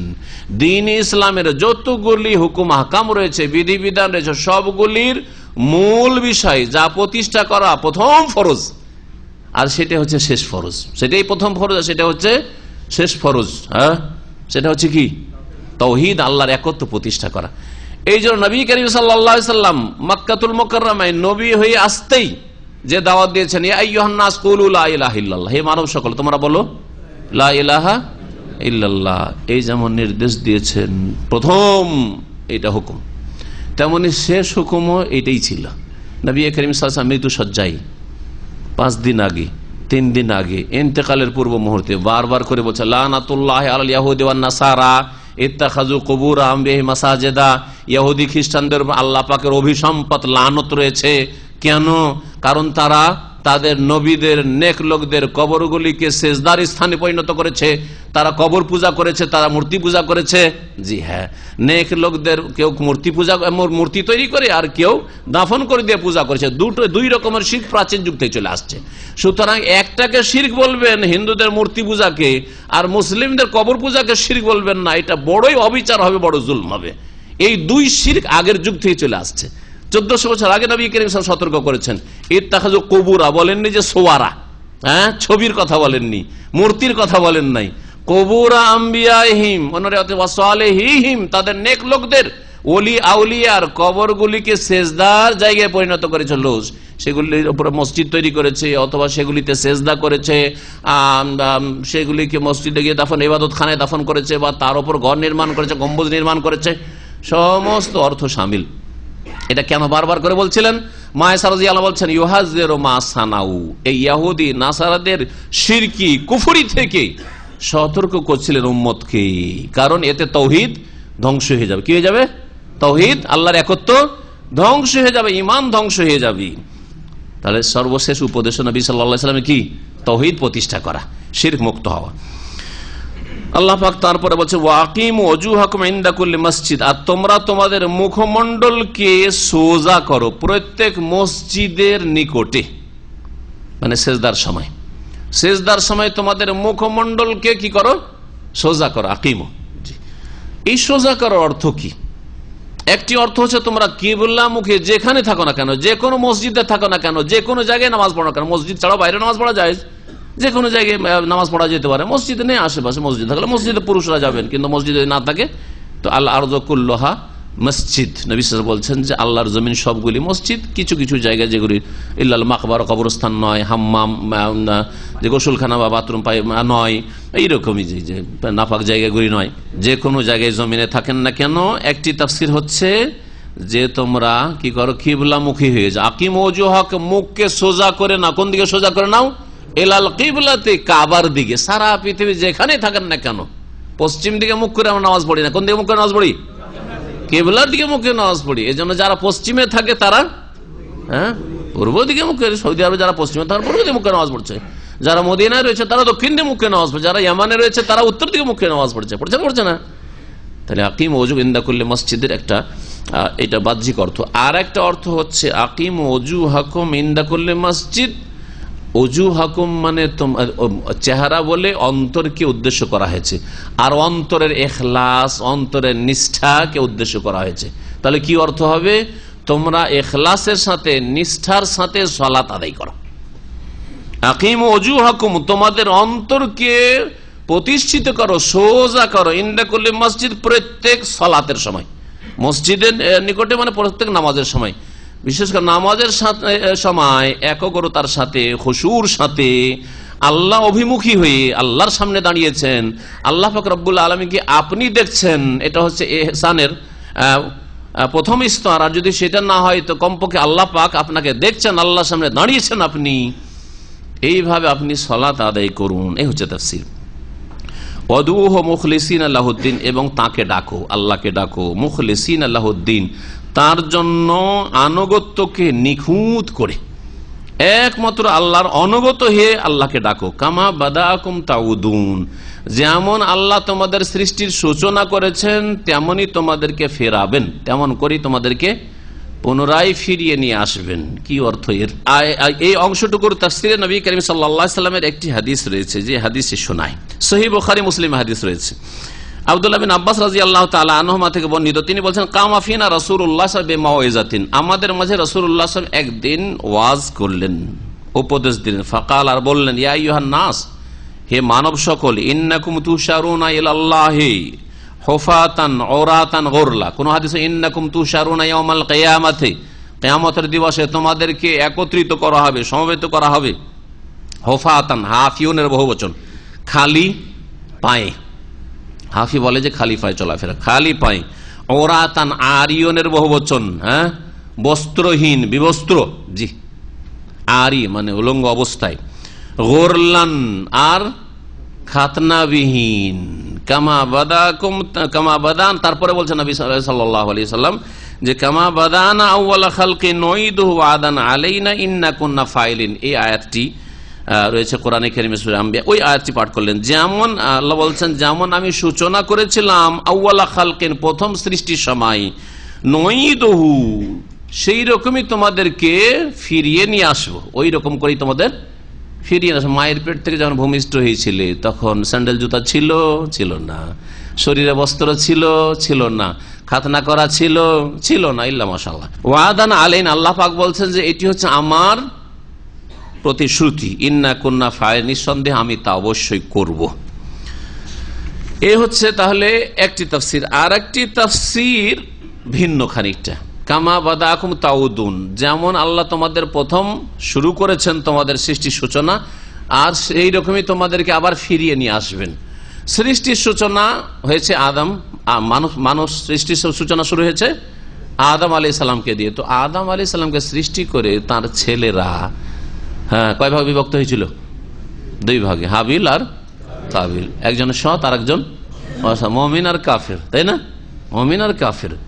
হুয়াল্লাযী খালাকাকুম ফামিনকুম মুমিন ওয়া মিনকুম কাফির। আল্লাহ পাক সূরা তাকাবুর বলেছেন আল্লাহ তোমাদেরকে সৃষ্টি করেছেন এবং তোমাদেরকে 2 ভাগে বিভক্ত করেছেন, একদল মুমিন আর একদল কাফের, একদল বিশ্বাসী আর একদল অবিশ্বাসী। তো সৃষ্টির সূচনা থেকেই চলে আসছে আদম আলাইহিস সালামের যুগ থেকে, তার ছেলেদের জামানা থেকে মুমিন আর কাফের 2 ভাগে বিভক্ত। যারা আল্লাহকে মেনেছে, আল্লাহর আনুগত্য করেছে, মুমিন। যারা আল্লাহর অবাধ্য হয়েছে, কাফের। এইরকমই কিয়ামতের দিন তোমাদেরকে ফিরিয়ে নিয়ে আসবেন বিচার দিবসে 2 ভাগে বিভক্ত করে, মুমিন না হয় কাফের। জি, কামা বাদাকুম তাউদুন তাফসীর। এটিও আব্দুল্লাহ ইবনে আব্বাস রাদিয়াল্লাহু তাআলা আনহুমা থেকে কেউ বর্ণনা করেছেন। আর দলিলে ওই আয়াতটি পেশ হলো যে খালাকা ফামিনকুম কাফির ওয়া মিনকুম মুমিন, ফারিকান হাদা ওয়া ফারিকান হাক্কা আলাইহিদ দালাল। দ্বিতীয় যে তাফসীরটি করলাম এর সমর্থন করে পরের আয়াতটি, ফারিকান হাদা, মানব জাতির আদম সন্তানের একদল তো সঠিক পথ প্রাপ্ত হইল, ওয়া ফারিকান হাক্কা আলাইহিদ দালাল, আর এক দলের ওপর ভ্রষ্টতা আর বাস্তবায়ন হইল, গুমরাহি তাদের ওপর চেপে বসল। কেন তারা বিভ্রান্ত হইল? ইন্নাহুম ইত্তাখাযুশ শায়াতিন আউলিয়া মিন দুনিল্লাহ, তার আল্লাহকে বাদ দিয়ে শয়তানগুলিকে মিত্র রূপে ধারণ করেছিল, শয়তানের পরামর্শ নিয়েছিল, শয়তানের চক্রান্তের শিকার হয়েছিল। ওয়াহসাবুনা, এবং যখন ধর্মকর্ম ভুল ধর্ম পালন করেছিল তারা ধারণা করত আন্নাহুম মুহতাদুন, যে তারাই হচ্ছে সঠিক পথ প্রাপ্ত। যারা ভুল ধর্ম করে তারা কি মনে করে যে ওরাই ঠিক পথে আছে, ঠিক না? এই এক ধরনের পাপ। আর এক ধরনের পাপ হচ্ছে যে সঠিক ধর্ম করে আর কিছু অন্যায় কাজ করে, হারাম কাজ করে, ফরজ ওয়াজিবের ঘাটতি করে, এরাও তো পাপী। কিন্তু এদের ধারণা কি যে আমরা কি করছি? পাপ করছি। যেগুলো আল্লাহর কিছু হারাম, সেই হারামে লিপ্ত হচ্ছে, তো বুঝতে পারছে, সে তার অনুভূতি আছে যে এগুলো হারাম কাজ করছি। আর কিছু ফরজ ওয়াজিবে ত্রুটি ঘাটতি হয়ে যাচ্ছে, কিন্তু সঠিক ধর্মের, সহি ধর্মের ওপর আছে আমলে ঘাটতি আছে। তাহলে তার এই অনুভূতি আছে যে আমি ফরজ তরক করে অন্যায় কাজ করছি, ফরজে এরকম ঘাটতি করে নামাজ 5 ওয়াক্ত পড়ছি কিন্তু জামাতে যাচ্ছি না, এটা অন্যায় কাজ করছি, ঠিক না? জি হ্যাঁ। কোনটা বড় অপরাধী? সঠিক আল্লাহর নাজিলকৃত ধর্মের ওপর আছে কিন্তু কিছু ফরজে ঘাটতি, হারাম, এই ব্যক্তির অনুভূতি আছে যে আমি ভুল করছি। আর এক লোক ভুল ধর্ম পালন করছে আর ধারণা যে আমি ঠিক পথে আছি। কে বেশি অপরাধী? যে ধর্মের নামে পাপ করছে, কারণ তার সংশোধনের চান্স খুব কম, কারণ সে তো বলছে আমি ঠিক আছি, তোমরাই ভুল। যারা হকপন্থী তাদেরকে বলছে তোরাই জাহান্নামী, তোরাই আবুল আহাবের দল, তোরাই ইয়াজিদের দল, বুঝছে না? বলছে না তারা? জি জি। আল্লাহ পাক রব্বুল তারপরে বলছেন ইয়া বানি আদম, আদম সন্তানদেরকে সম্বোধন করে বারবার করে আল্লাহ পাক বলছেন হে আদম সন্তান, খুযু যিনাতাকুম ইনদা কুল্লি মসজিদ, তোমরা তোমাদের সাজ সজ্জা গ্রহণ করো, মানে পোশাক ব্যবহার করো, শরীর আবৃত করো, ইনদা কুল্লি মসজিদ, প্রত্যেক মসজিদের নিকটে, মানে প্রত্যেক সালাতের সময়, যখন নামাজের সময় হবে ভালো পোশাক পরে কি করো? মসজিদে যাও বা নামাজ শুরু করো।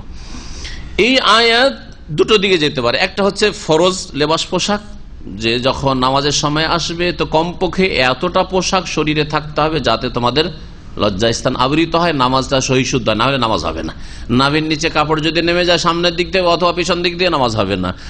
হাঁটুর ওপরে যদি কাপড় উঠে যায় তাহলে নামাজ হবে না। আর কাঁধ খোলা অবস্থায় কারো কাছে যদি কাপড় থাকে যে কাঁধ ঢাকতে পারবে আর লজ্জাস্থানও ঢাকতে পারবে, হাঁটু পর্যন্ত ঢাকতে পারবে, তাহলে কাঁধ খোলা অবস্থায় নামাজ পড়তে রাসূলুল্লাহ সাল্লাল্লাহু আলাইহি ওয়াসাল্লাম নিষেধ করেছেন। তাহলে এতটুকু হচ্ছে আবশ্যক, ফরজ। খুজু, এটা হচ্ছে ফরজ। জিনাতাকুম, তোমাদের এতটা সাজ গ্রহণ করো ইনদা কুল্লি মাসজিদ, প্রত্যেক নামাজের সময়। আর অতিরিক্ত পোশাক হচ্ছে পুরাতন পোশাকটা না পরে নতুন পোশাক পরে আসেন। তারপরে রঙের দিক থেকে কোন পোশাক সবচেয়ে ভালো? সাদা পোশাক ভালো। তো রঙিন পোশাক, অত চমকলা পোশাক নামাজে না পরে আপনি না পরে নামাজে এসেন, একটু টাইট পোশাকটা না পরে এসে একটু ঢিলা ঢালা পোশাক পরে নামাজে আসেন, বোঝা গেছে না? এগুলি যদিও সুন্নাত মুস্তাহাব ভালো, কিন্তু এগুলিও এই আয়াতের নির্দেশের অন্তর্ভুক্ত। ওয়াকুলু ওয়াশরাবু, এবং তোমরা পানাহার করো। ওয়ালা তুসরিফু, তাতে অপচয় অপব্যয় করিও না। ইসরাফ দুটো দিককে শামিল। একটা হচ্ছে হারাম কাজে ব্যয় করিও না, খাও দাও কিন্তু হারাম খেও না, পান করো কিন্তু হারাম পান, ধূমপান করিও না, মদ পান করিও না, বুঝা গেছে? হারাম খেও না, সুদ খেও না, ঘুষ খেও না, হারাম জীবজন্তু খেও না, যে হারাম খেও না কথায়, কারো চুরি করা, ডাকাতি করা, বেঈমানি করা খেও না, হারাম খেও না, অবৈধ রুজি রোজগার করে খেও না। ওয়ালা তো ইসরাফ, একটা হারাম হচ্ছে সম্পূর্ণ ইসরাফ, যদিও অল্প পয়সায় হোক না কেন, অল্প কিছু পরিমাণ হোক না কেন। আর আরেকটা হচ্ছে পরিমাণের অতিরিক্ত পানাহার করা, যতটা যথেষ্ট হবে আপনার জন্য তার অতিরিক্ত খরচ করা, এটা হচ্ছে ইসরাফ, অপচয় অপব্যয়। আপনার বাড়ির জন্য দিনে 50টা রিয়াল যথেষ্ট, আর আপনি একজন ব্যাচেলর মানুষ, হয়তো আপনার জন্য 15 থেকে 20 রিয়াল যথেষ্ট, আপনি একদিনে 100 রিয়াল খরচ করেন, এটা ইসরাফ। ইসরাফ নাই? আপনি 20-25টা রিয়াল খরচ করে বাকিটা তো আল্লাহর রাস্তায় দিনের কাজে লাগাতে পারেন। আপনি এর দ্বারা অনেক গুমরাহদেরকে হেদায়েত করতে পারেন, এর দ্বারা অনেক যারা বস্ত্রহীন তাদেরকে বস্ত্রের ব্যবস্থা দিতে, অনেক যারা রোগী তাদের চিকিৎসার ব্যবস্থা দিতে পারেন, অনেক অসহায়দের, দরিদ্রদের দারিদ্র মোচন করতে পারেন। আপনি অনেক ভালো কাজ রয়েছে, অনেক ভালো কাজ, ভালো কাজের শেষ নেই, সেখানে লাগান এই টাকাগুলি। ইন্নাহু লা ইউহিব্বুল মুসরিফিন, কারণ আল্লাহ পাক রব্বুল আলামিন অপচয় অপব্যয়কারীদেরকে ভালোবাসেন না, বরং ঘৃণা করেন, তাদের সাথে আল্লাহ পাক দুশমনি রাখেন। ভালোবাসেন না এই ভাষাটি সবগুলিকে শামিল। কুল, হে নবী বলো, মান হারামা যিনাতাল্লাহিল্লাতী আখরাজা লিইবাদিহি ওয়াত তাইয়্যিবাতি মিনার রিজক। আল্লাহ পাক রব্বুল আলামিন এই আয়াত নাযিল করলেন যখন মক্কার মুশরিকরা বলতো যে আল্লাহ পাক তাওয়াফের অবস্থায় গুনার পোশাক পরে থাকবে, যেই পোশাক পরে গুনাহ করেছো, বিভিন্ন পাপ করেছো, মারামারি করেছো, ওই পোশাক পরে থাকবে না, ঠিক হবে না। তখন এত পয়সা ছিল না যে আলাদা করে নতুন কাপড় কিনে, হালাল পয়সা দিয়ে কাপড় কিনে, আজকাল যেমন এহরাম কিনছে। আর এহরামের ক্ষেত্রে আজকাল এত বাড়াবাড়ি হয়েছে যে এহরামের কাপড়কে এত বরকতের কাপড় মনে করে যে বহু মুসলিম ভাইরা জিজ্ঞেস করে যে এহরামের কাপড়টা করবো কি এখন, মানে ভাবে যে এহরাম যেহেতু একবার ব্যবহার করেছি, এই কাপড়কে আর সংসারের কাজে লাগানো যাবে না, বিছানায় বিছানো যাবে না, সেটাকে বাড়িতে চাদর হিসাবে ব্যবহার করা যাবে না, সেটাকে মাথা মুছার জন্য, গা মুছার জন্য তয়লা বা গামছা হিসাবে ব্যবহার করা যাবে না, তাই না? এই জন্যই তো মাসলা জিজ্ঞেস করা হয়। তাহলে আমাদের দিন শিখার কত প্রয়োজন রয়েছে। মুশরিকেরা কাপড় চোপড় ব্যবহার করতো না, আল্লাহ পাক রব্বুল আলামিন বলছেন না কাপড় ব্যবহার করো, কে হারাম করলো এটা?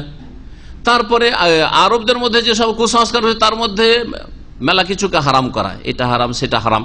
এটা শুধু আরবদের মধ্যে নয়, ভারতীয়দের মধ্যে রয়েছে। ভারতের যারা বিভিন্ন ধর্মাবলম্বী তার মধ্যে এক শ্রেণীর লোকের রয়েছে যারা নিরামিষ ছাড়া কিছু খাবেন না। জানেন না? জানেন না? হ্যাঁ, তাদের কাছে জীব হত্যা মহাপাপ।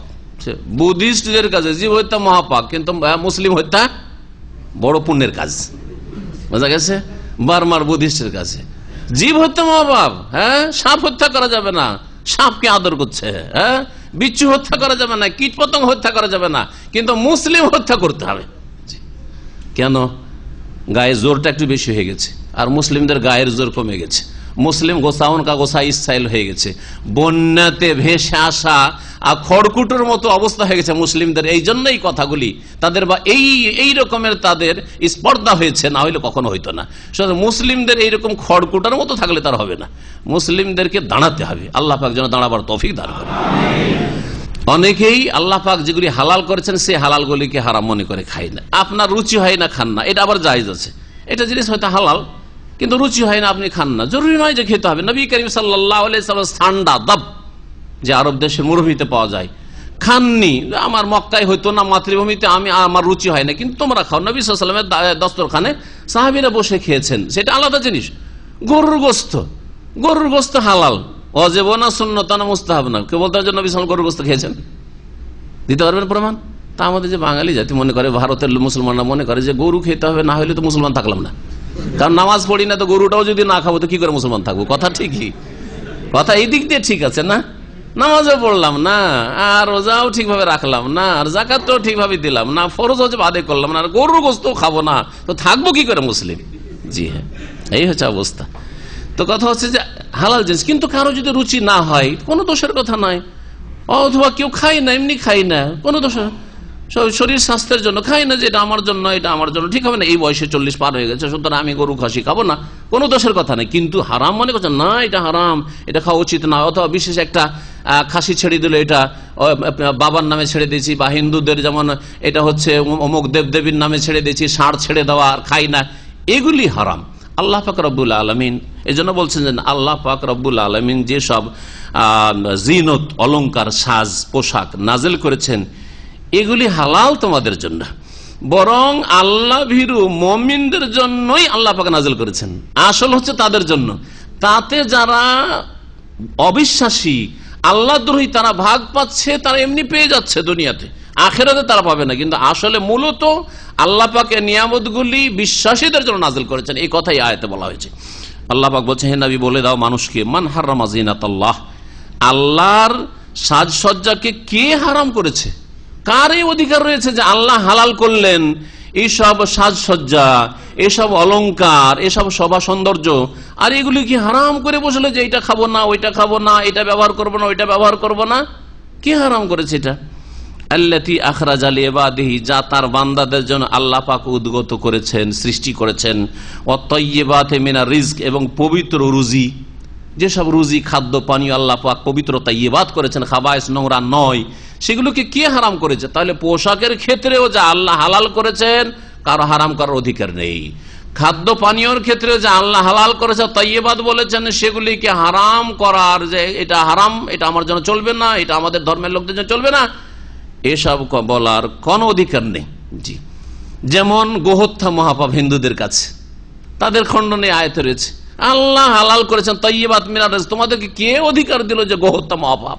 হ্যাঁ, গাবি হচ্ছে আমাদের মাতা, সুতরাং জবাই করা যাবে না তাকে। কুল, হে নবী বলে দাও এদেরকে, হিয়া লিল্লাযিনা আমানু ফিল হায়াতিদ দুনিয়া, এই আল্লাহ পাকের জিনাতগুলি, সাজসজ্জাগুলি এবং পাক পবিত্র রিজিক যে দুনিয়ায় রয়েছে, এগুলি লিল্লাযিনা আমানু, ওই সব লোকদের জন্য যারা বিশ্বাসী, ফিল হায়াতিদ দুনিয়া, ইহ জগতেও, যে কথাটা একটু আগে বললাম যে আসলে আল্লাহ পাক তার নিয়ামত সৃষ্টি করেছেন, ভোগের সামগ্রী, যেগুলো বৈধ ভোগের সামগ্রী সৃষ্টি করেছেন, তার জন্য?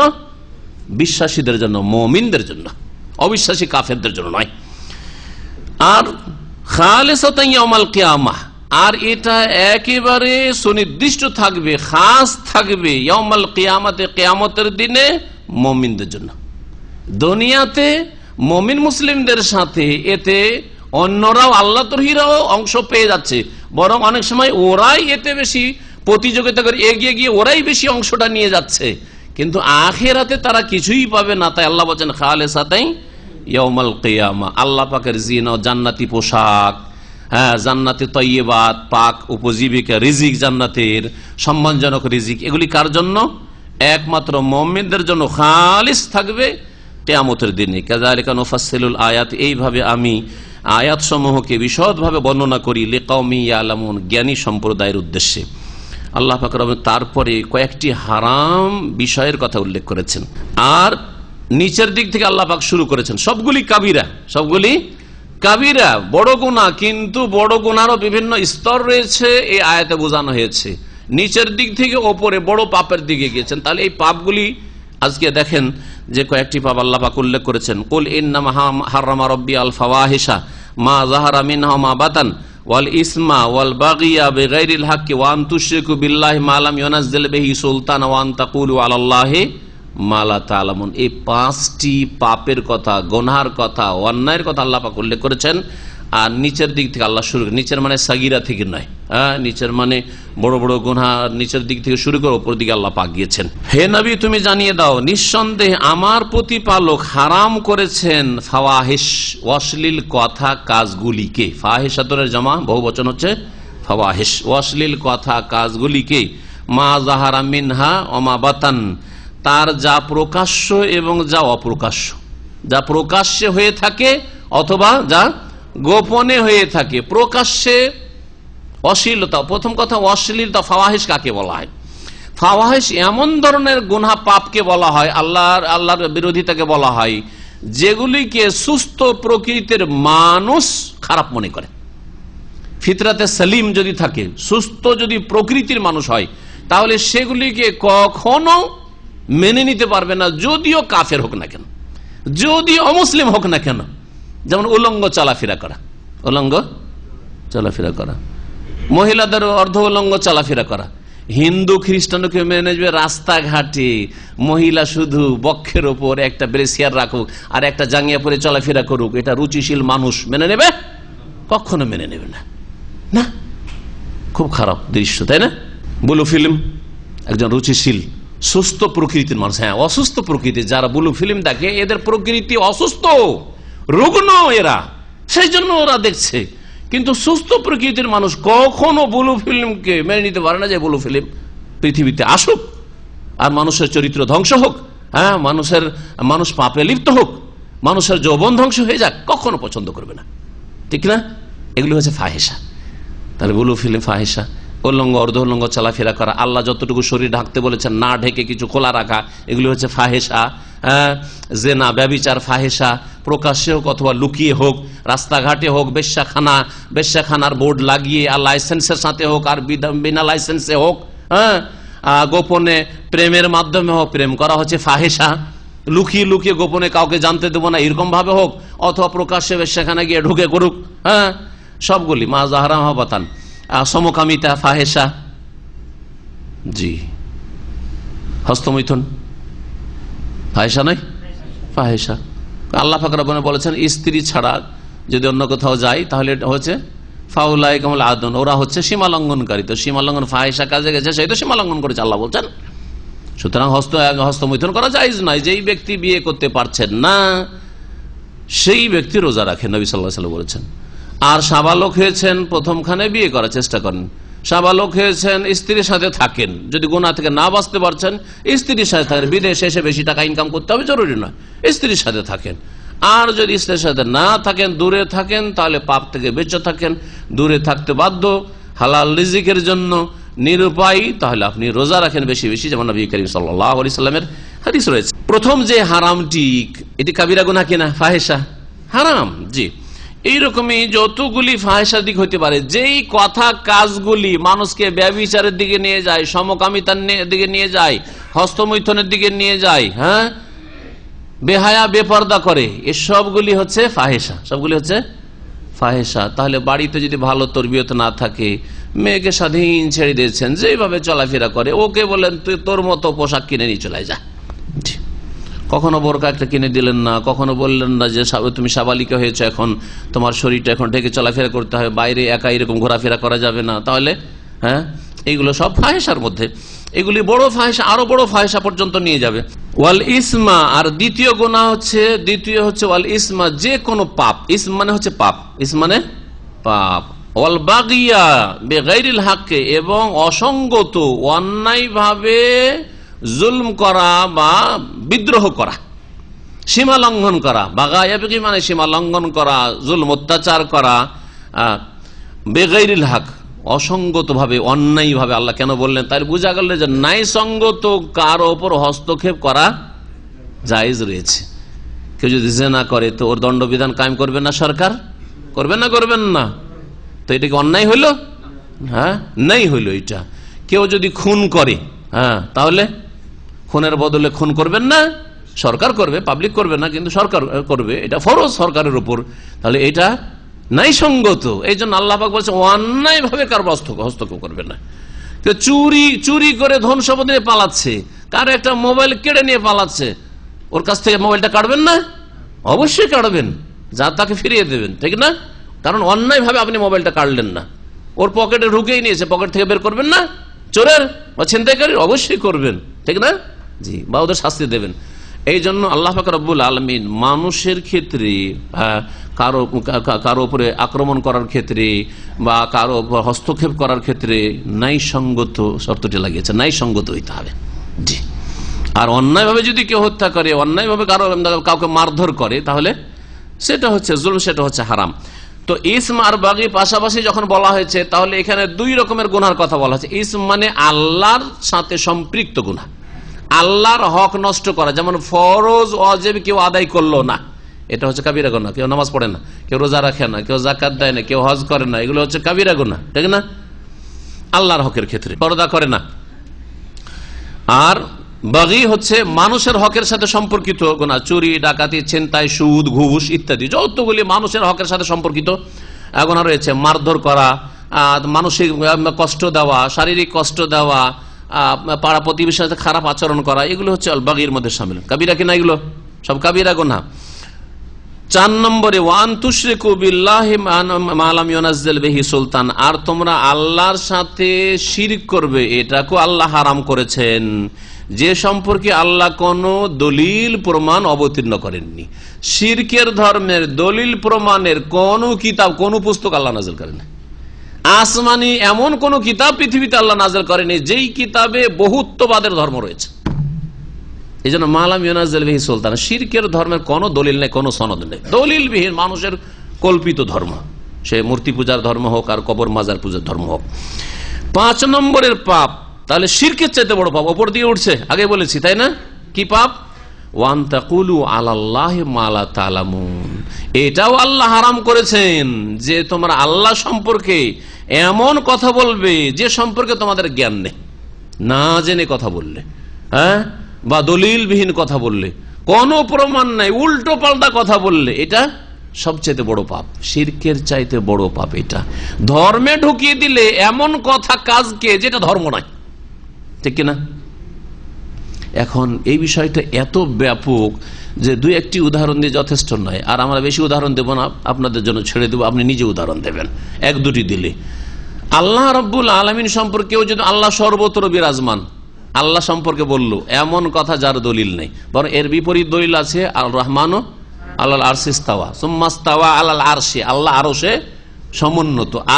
আমিনতুম মান ফিস সামাই, তোমরা কি ভয় করো না সেই জাতকে, সেই সত্তাকে যিনি আকাশের উপর রয়েছেন, আছে না? সাব্বিহ ইসমা রাব্বিকাল আলা, যিনি সুউচ্চ, সবকিছুর ঊর্ধ্বে, আলা ইসিম তাফজিল, সবকিছুর উপরে। তাহলে আল্লাহ সর্বত্র বিরাজমান, সত্তাগত দিক থেকে আল্লাহ সবকিছুতে বিরাজমান, এগুলি হচ্ছে আল্লাহ সম্পর্কে সবচেয়ে বড় মিথ্যা কথা। এটা শিরকের চেয়ে বড় পাপ, শিরকের চেয়ে বড় পাপ। আল্লাহর দ্বীনের ক্ষেত্রে এমন কথা বলা যার কোনো দলিল প্রমাণ নেই। ব্যভিচার 2 রকমের, একটা হচ্ছে ধর্ষণ আর একটা হচ্ছে সম্মতির সাথে। যদি সাবালক সাবালিকা ব্যভিচার করে আর সম্মতি থাকে, মেয়ে বলছে আমার কোনো আপত্তি নেই, তাহলে এটা অপরাধ নয়। আজকাল আন্তর্জাতিক এটা আইন, কি আন্তর্জাতিক এটা আইন, ইল্লা মাশাআল্লাহ 2-4টা হয়তো মুসলিম দেশ বাকি আছে, আর না হলে সব দেশেই কি সম্মতি থাকলে কোনো অপরাধ করলো না, বাস একটু চোখের আড়ালে করো, বলছে একটু ভদ্রতা হচ্ছে, রাস্তাঘাটে শুরু করে দিও না, চোখের আড়ালে ব্যভিচার করো, বুঝা গেছে? পার্কে করে একটু চোখের আড়ালে, একটু গাছের তলে লুকিয়ে। জি হ্যাঁ, এটা আল্লাহ কোন ধর্মে নাজিল করেছেন? হ্যাঁ, ওয়ান তাকুলু আলাল্লাহ, আল্লাহর ধর্ম সম্পর্কে, আল্লাহর দ্বীন সম্পর্কে এমন কথা বলো মা লা তা'লামুন, যার কোনো জ্ঞান নেই তোমাদের। আল্লাহ জেনাকে জেনা বলেছেন, সম্মতির সাথে হোক আর জবরদস্তি হোক। জবরদস্তি করলে ওর নাম ধর্ষণ, আর ধর্ষণের কেসটা শুধু আদালতে নেওয়া হবে। আর সম্মতি থাকে, একটা মেয়ে বেরিয়ে, সাবালিকা মেয়ে কলেজ থেকে বেরিয়ে চলে গেল বয়ফ্রেন্ডের সাথে, আর বাপ গিয়ে বলছে আমার মেয়েকে আমি নিয়ে যাব, বলছেন না না না আমি যাব না, আমি এই ছেলেকে চয়েস করেছি, আর ওর সাথে রাত কাটিয়েছে, মাস কাটিয়েছে, কতদিন কাটিয়েছে, জেনা করছে, কোনো অপরাধ নেই আদালতে। এতে কি দেশের অবস্থা নয়? তাহলে বলেন এটা সবচেয়ে বড় কাবিরা গুনাহ, শিরকের উপরে আল্লাহ পাক বয়ান করেছেন। এইরকম মুফতি সাহেবদের, আজকাল ফেসবুকের মুফতি সাহেবরা শুনে রাখেন, আজকাল ওই হোয়াটসঅ্যাপের মুফতি সাহেবরা শুনে রাখেন, আপনাদের এই ফতোয়া যদি জ্ঞানবিহীন হয়, দলিল জানেন না যে কোন দলিলের ভিত্তিতে এটা হালাল বললাম হারাম বললাম, শুধু হুজুরের কাছ থেকে শুনেছি, শাইখের কাছ থেকে শুনেছি বা অমুকের কাছ থেকে শুনেছি, এই শুনে শুনে যদি ফতোয়া দেওয়া শুরু করেন, এই আয়াতের অন্তর্ভুক্ত নয়। ওয়ান তাকুলু আলাল্লাহ, আল্লাহ সম্পর্কে, আল্লাহর দিন সম্পর্কে এমন কথা বলো মালা তাআলাম, যে সম্পর্কে তোমাদের দলিল প্রমাণের কোনো জ্ঞান নেই, এইরকম ফতোয়া দেওয়া কি এর শামিল না? যে ফতোয়া দেয়, ইমাম ইবনুল কাইয়্যিম বলছেন, সে আল্লাহর পক্ষ থেকে কি করে? সাইন করে। সাইন করে যেমন একটা কিছু পাশ করায়, আপনি যদি আপনার কোম্পানির কর্মকর্তা হন, সরকারি কর্মকর্তা, আপনি সাইন করলেন মানে সরকারের ঘরে চলে গেল, পাশ হয়ে গেল, হইল না? হইল না? সরকারের পক্ষ থেকে আপনি প্রতিনিধি হিসাবে সাইন করছেন, আপনার সাইন গ্রহণযোগ্য, এটা যেন সরকারি করেছে। হচ্ছে না? হচ্ছে না? একজন জজ যখন করলো যে এর মৃত্যুদণ্ড, সাইন করে দিল, হ্যাঁ, ঘোষণা করে দিল, তখন সেটা সরকারের হুকুম হয়ে গেল। হ্যাঁ, একে 2 বছর জেল, সাইন করে দিল, হয়ে গেল। হলো না? হলো না? তো আপনি যখন বললেন এটা হালাল, এটা হারাম, এটা জায়েজ, এটা জায়েজ নয়, এই ফতোয়া দিলেন, তাহলে আপনি কত বড় অপরাধ করলেন যদি সেটা দলিল ভিত্তিক না হয়, আপনার দলিল জানা না থাকে। আর 4 ইমাম আবু হানিফা, শাফেঈ, মালিক, আহমদ রাহিমাহুল্লাহ জামিয়ান সকলেই সতর্ক করেছেন। ইমাম আবু হানিফা বলছেন, লা ইয়াহিল্লু লিআহাদিন, কোন মানুষের জন্য হালাল নাই, আইয়ুফতিয়া বিকালামিনা, আমাদের কথা শুনে শুধু ফতোয়া দেবে, মালাম ইয়ারিফ মিন আইনা কুলনা, যতক্ষণ না জানবে যে কোন দলিলের ভিত্তিতে কথাটি আমরা বলেছি। তাহলে আপনাকে জানতে হবে যে ইমাম আবু হানিফা কোন আয়াতের ভিত্তিতে এটাকে হালাল বলেছেন বা হারাম বলেছেন, ইমাম শাফি বা ইমাম আবু হানিফা এটাকে হারাম বলেছেন তো কোন আয়াত বা কোন হাদিসের ভিত্তিতে, কোন দলিলের ভিত্তিতে বলেছেন। হ্যাঁ, যদি দলিল না জানা থাকে আর শুধু ইমামের দোহাই পড়ে দেন তো হবে? অথবা আপনি ইমামেরও না, আজকাল যেগুলো ফেসবুক আর এই হোয়াটসঅ্যাপে যেগুলো ফতোয়া দিচ্ছে, অল্প স্বল্প কিছু লেখাপড়া একটু ইসলাম চর্চা করে, তাদের তো আরো আশ্চর্য লাগে। জিজ্ঞাসা করলে অমুক শেখের কাছে শুনেছি, দেখা গেল যে শেখ আসলে অন্যরকম করে বলেছে। শেখ কি বলেছে? অন্যরকম করে বলেছে।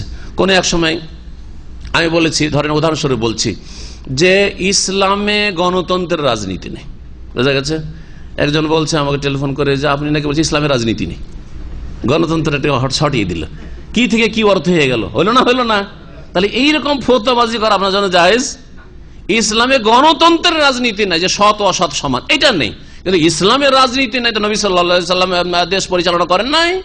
হ্যাঁ, আবু বকর ওমর খোলাফা রাশিদিন খেলাফত করেন না, সেটা কি রাজনীতি নয়?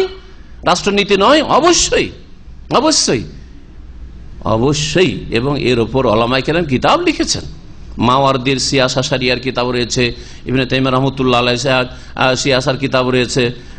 তো কথা হচ্ছে যে ইসলামের রাজনীতি আছে, ইসলামে কোরআন হাদিসের রাজনীতি আছে, গণতন্ত্রের রাজনীতি আছে।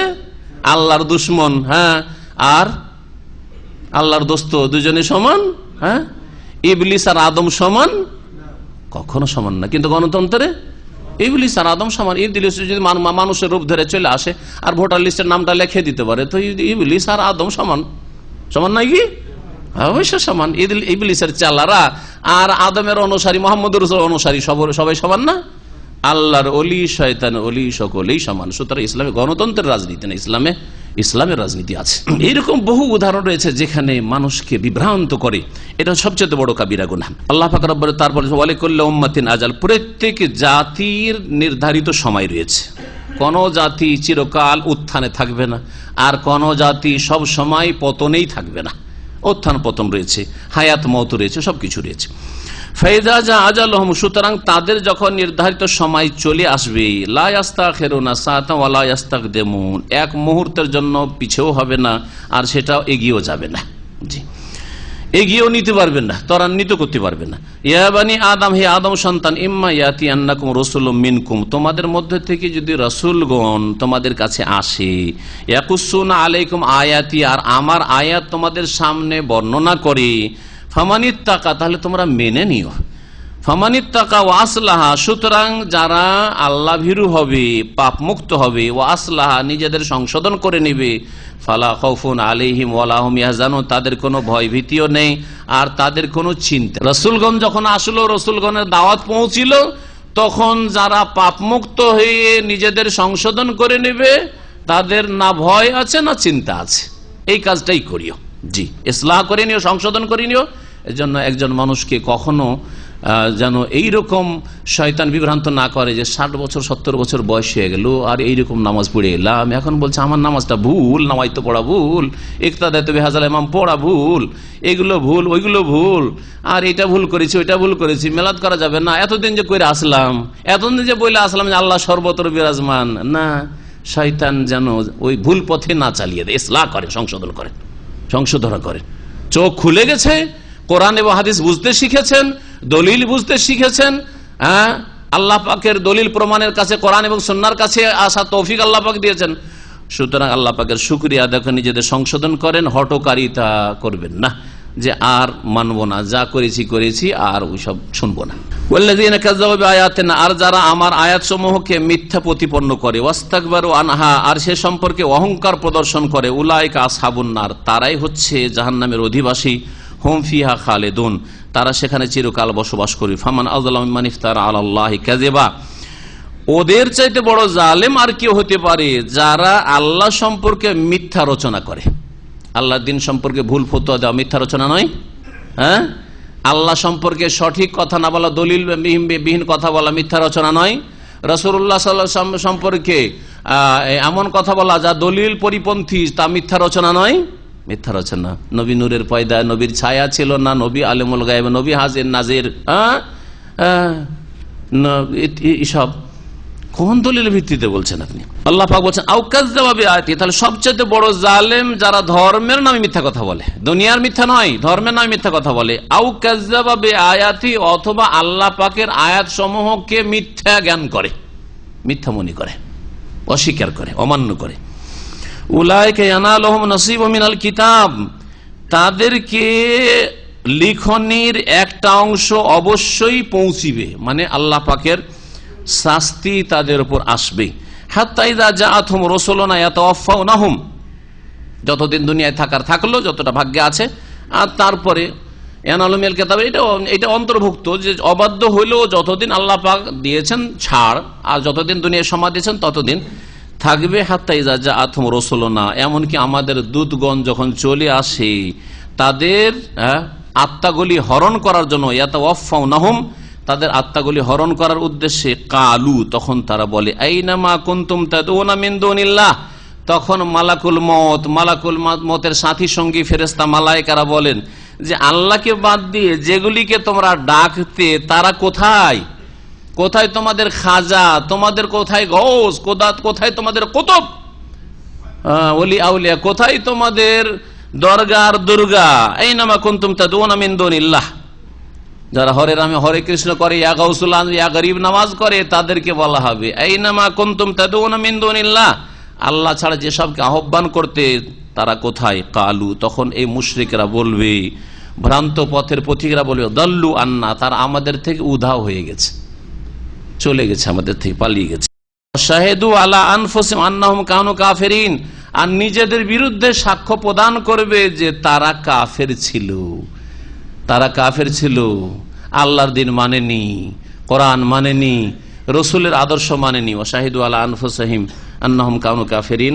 আর এক দুটি আয়াতের সম্পর্ক এর সাথে আছে, কালাদ খুলুফি উমামিন কাদ খালাত মিন ক্বাবলিকুম মিনাল জিন্নি ওয়াল ইনসি ফিন্নার, এই আগের আয়াতের সাথে সম্পর্ক। আল্লাহ পাক রব্বুল আলামিন তখন বলবেন, বা আল্লাহর ফেরেশতারা বলবেন, যখন আত্মা হরণ করে নিল, মৃত্যু হয়ে গেল কাফের মুশরিকদেরকে, আল্লাহ পাক বলবে, উদখুলু ফি উমামিন, তোমরা প্রবেশ করো ওই সব জাতির দলে, কাদ খালাত মিন ক্বাবলিকুম, যারা তোমাদের পূর্বে চলে গিয়েছে, মিনাল জিন্নি ওয়াল ইনস, জিন এবং মানুষের মধ্য থেকে, জিন এবং মানুষের মধ্য থেকে যারা চলে গেছে, ফিন্নারে, জাহান্নামে, অর্থাৎ তোমরাও জাহান্নামে চলে যাও ওই সব জিন এবং মানুষদের সাথে যারা তোমাদের পূর্বে কুফরের অবস্থায় থাকার কারণে জাহান্নামে চলে গেছে।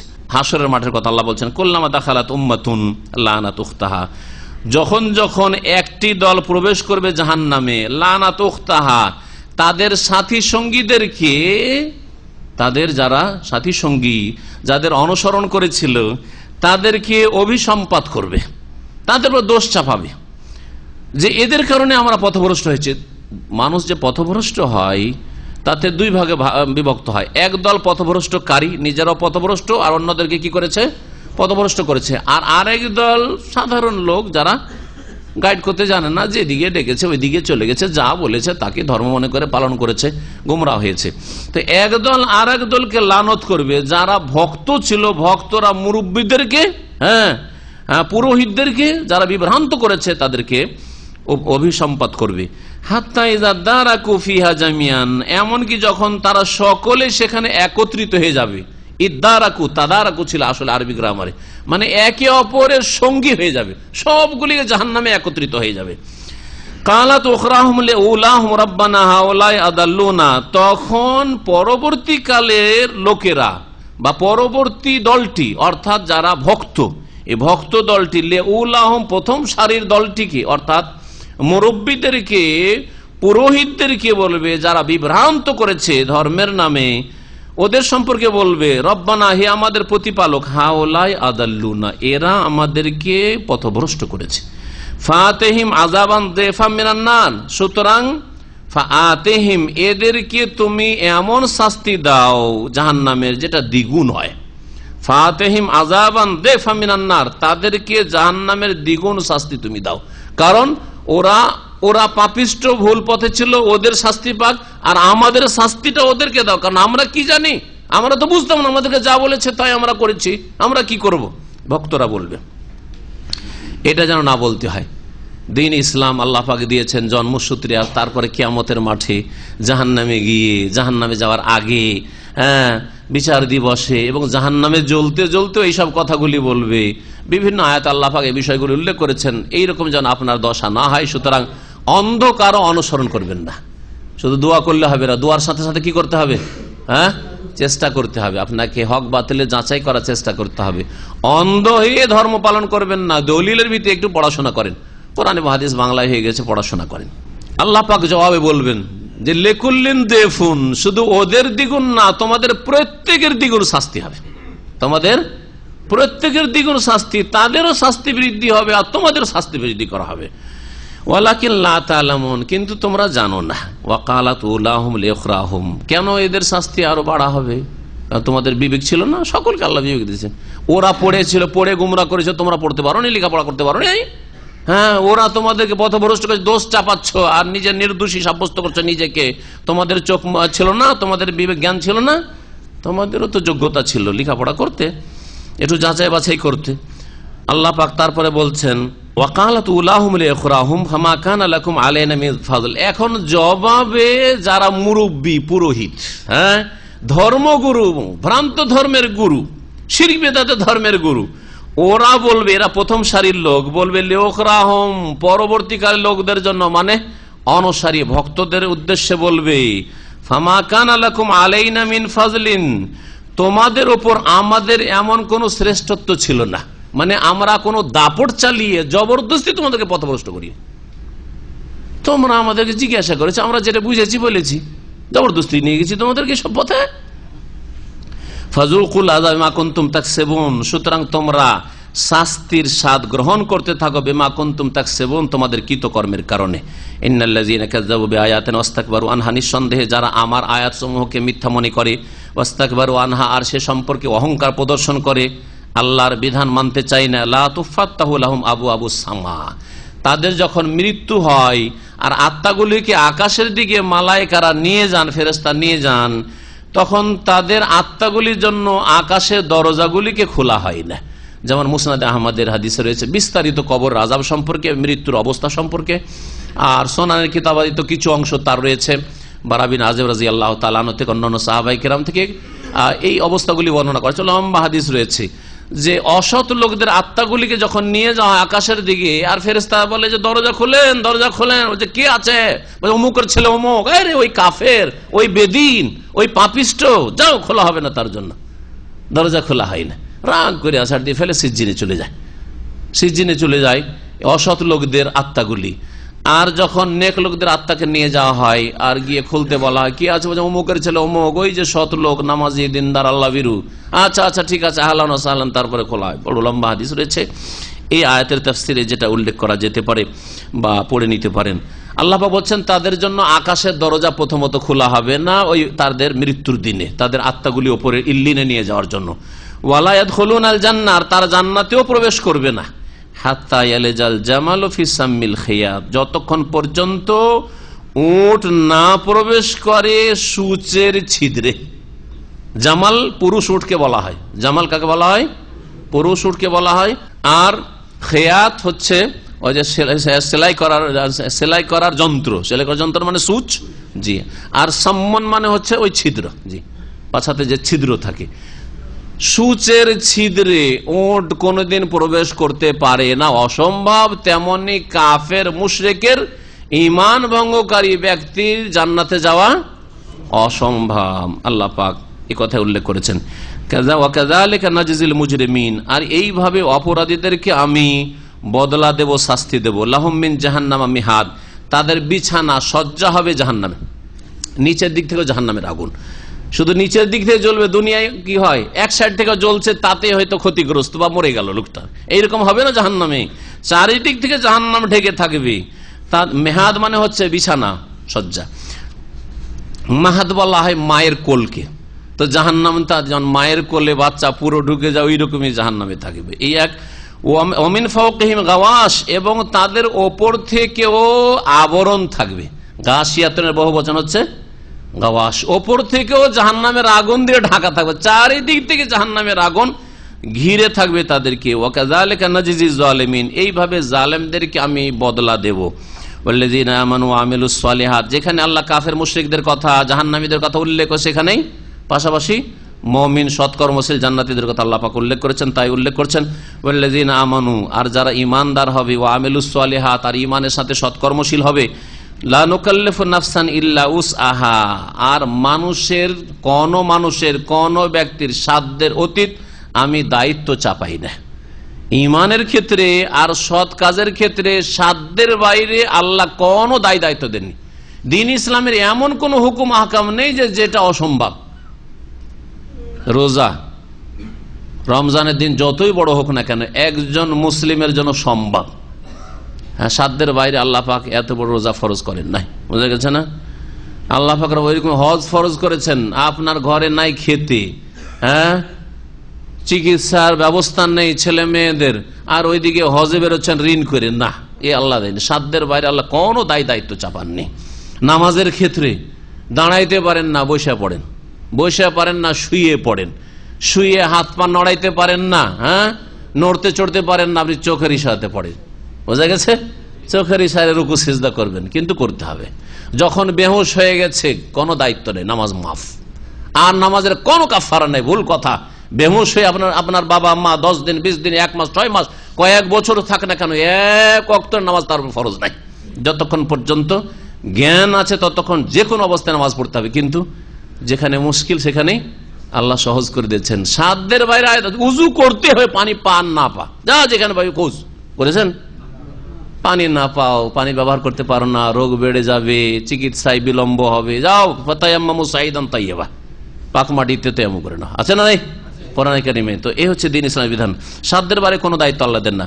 উলাইকা আসহাবুল জান্নাতি হুম ফিহা খালিদুন, এরা হচ্ছে জান্নাতের অধিবাসী, সেখানে চিরকাল থাকবে। ওয়া নাযানা মা ফি সুদুরিহিম মিন গিল, জান্নাতীরা যখন চলে যাবে তাদের অন্তরে দুনিয়ায় যে হিংসা বিদ্বেষ ছিল, আমাদের সহি আকীদার ভাইদের বিশেষ করে বলছি, কারণ এদের রোগ হচ্ছে এটা, হিংসা বিদ্বেষ, হ্যাঁ, দূরত্ব, ফাটল, আর সামান্য কিছু কথায় মনোমালিন্য হওয়া, আকীদা সহি। কিন্তু এই যে দুনিয়াগুলো যখন চলে যাবে জান্নাতে, আল্লাহ পাক অন্তরে যেই বিদ্বেষগুলি দুনিয়াতে ছিল সেগুলিকে কি করে নেবেন? বের করে নেবেন, সাফ করে দিবেন। আর ওই দুনিয়ার হিংসা বিদ্বেষ, হ্যাঁ, গোত্রীয় লড়াই, এই নিয়ে দ্বন্দ্ব ছিল, ওই নিয়ে দ্বন্দ্ব ছিল, না, আল্লাহ পাক রব্বুল আলামিন ওইসব কিছু রাখবেন না। পরস্পর মুসলিমদের ভুল বুঝাবুঝিতে যেসব কলহ বিবাদ হয়েছে সেসবগুলির ক্ষেত্রে এই আয়াত বলা যেতে পারে। নাযানা মা ফি সুদুরিহিম মিন গিল, তাদের অন্তরে যে হিংসা বিদ্বেষ রয়েছে তা আমি তাদের অন্তর থেকে কি করে নেব? বের করে নেব। তাজরি মিন তাহতিহিল আনহার, তাদের নিম্ন দেশে নদী নালা সমূহ প্রবাহিত হবে। ওয়াকালু, আর তারা বলবে জান্নাতীকে, আলহামদুলিল্লাহিল্লাযী হাদানা লিহাযা, সে আল্লাহর যাবতীয় প্রশংসা যিনি আমাদেরকে এই জান্নাতের রাস্তা দেখিয়েছেন। বলো আলহামদুলিল্লাহ। আর জান্নাতে এটা বলবেন আলহামদুলিল্লাহ দুনিয়াতে এবং আখিরাতেও। যারা দুনিয়াতে আলহামদুলিল্লাহ বলবেন এবং সেই মোতাবেক কাজ করবেন, জান্নাতে গিয়ে এই দোয়া বলবেন আলহামদুলিল্লাহিল্লাযী হাদানা লিহাযা, সে আল্লাহর যাবতীয় প্রশংসা যিনি আমাদেরকে জান্নাতের পথ দেখিয়েছিলেন। ওমা কুন্না লিনাহতাদিয়া, আমরা রাস্তা পেতাম না লাউলা আন হাদান আল্লাহ, যদি আল্লাহ আমাদেরকে জান্নাতের রাস্তা না দেখাতেন। লাকাদ জাআত রাসূল রাব্বিনা বিল হক, আমাদের প্রতিপালকের দূতগণ সত্য নিয়ে আগমন করেছিলেন। ওয়ানুদু, আমরা বিশ্বাস করেছিলাম। আর তারপরে আল্লাহর পক্ষ থেকে ঘোষণা করা হবে, ডাক দেওয়া হবে তাদেরকে, আনতিলকুমুল জান্নাহ, এই হচ্ছে তোমাদের জান্নাত। উরিসতুমুহা বিমা কুনতুম তা'মালুন, তোমাদের নেক আমলের কারণে তার তোমরা উত্তরাধিকারী আজকে হয়েছে। এখানে আজকের আলোচনা শেষ করছি। ওয়া সাল্লাল্লাহু আলা নবিয়িনা মুহাম্মদ ওয়া আলা আলিহি ওয়া সাহবিহি আজমাইন। আমাদের এক ভাই জিজ্ঞাসা করেছেন যে কোন একজন আলেম বলেছেন যে সৌদি আরবের যে ইয়ামানে হুসি রাফেজি শিয়া ইসলামের দুশ্মন, সাহাবায়ে কেরামদের দুশ্মন, উম্মাহাতুল মুমিনিন নবীর বিবিগণের দুশ্মন, ওদের উপর যে আক্রমণ করা হয়েছে সেটা মুসলিমদের মাঝে ফিতনা, এই বলে যে আখ্যায়িত করেছে কোন এক বক্তা। এ সম্পর্কে কি বলছেন? এটা তার বিভ্রান্তিকর কথা, এটা তার সৌদি আরবের বিদ্বেষমূলক কথা। আর এটা আরো প্রমাণ করে যে রাফেজি শিয়াদের আকীদা সম্পর্কে সেই বক্তা হয়তো জানেন না, আর জানলেও দুনিয়ার স্বার্থে হয়তো তিনি এই বিষয়টিকে গোপন রাখতে চাইছেন যে ওরা সাহাবায়ে কেরামদেরকে 5 জন ছাড়া সকলকে কাফের বলে। আবু বকর ওমর তাদের কাছে জীব তার তাগুত কাফের, উসমান কাফের, তাদের কাছে নবীর বিবিরা কাফের, তাদের কাছে মা ফাতেমা ছাড়া কোনোদিন জাইনাব আর উম্মে কুলসুম রোকায়ার নাম তো শোনেননি, কোনোদিন শুনতে পাবেন না। সুতরাং প্রথম কথা বলবো যে মুসলিমদেরকে এখন শিয়াদের বদ আকীদা সম্পর্কে জানতে হবে, যাতে করে শিয়া রাফেজিদের থেকে সতর্ক হয়, যাদের একটি চরমপন্থী দল হচ্ছে হুসিরা ইয়ামানের। এরা মুসলিম নয়, বরং এরা হচ্ছে সাহাবায়ে কেরামদের শত্রু। কোরআনে আল্লাহ পাক যাদের সম্পর্কে বলছেন যে আমি তাদের উপর রাজি, রাদিয়াল্লাহু আনহুম ওয়া রাদু আন, তাদের সম্পর্কে তারা বলছেন না এরা মুসলিম নাই, কাফের সাহাবায়ে কেরাম। আপনি একজন সুন্নি মুসলমান হিসাবে কি করে বরদাস্ত করে নেবেন যে হুসি বলবে যে আবু বকর কাফের, ওমর কাফের, উসমান কাফের, আয়েশা কাফের? আউযু বিল্লাহ। আল্লাহ পাক রব্বুল আলামিন যেন বুঝার তৌফিক দান করেন। বরং এই রাফেজিদের কিতাবে রয়েছে যে আমরা মক্কা মদিনা দখল করে প্রথম আবু বকর ওমরের লাশ উঠাবো, উঠার পরে ফাঁসিতে চড়াবো। তাদের কিতাবে রয়েছে, ভালো করে শুনেন। তাদের শাস্তি হয়নি, কেন? তারা দখল করেছে খেলাফত, আলীকে হক দেয়নি, সেই জন্য আমরা ফাঁসিতে ঝুলাবো আবু বকর ওমরকে। এত বড় অপরাধী হচ্ছে শিয়া, রাফেজি, ইরানিরা, হুসিরা। সুতরাং তাদেরকে ভালো করে চেনুন। আর আমাদের দেশের বক্তাদের সব কথা নেবেন না, যদি দলিল ভিত্তিক না হয় কারো কথাই নেবেন না। কিন্তু দেশে আরো বেশি ভেজাল রয়েছে, দেশে আরো ভেজাল রয়েছে, কারণ বিভিন্ন দলের সাথে তারা জড়িত রয়েছে, যার ফলে দলের খপ্পর থেকে পুরোপুরি বেরিয়ে আসতে পারে না।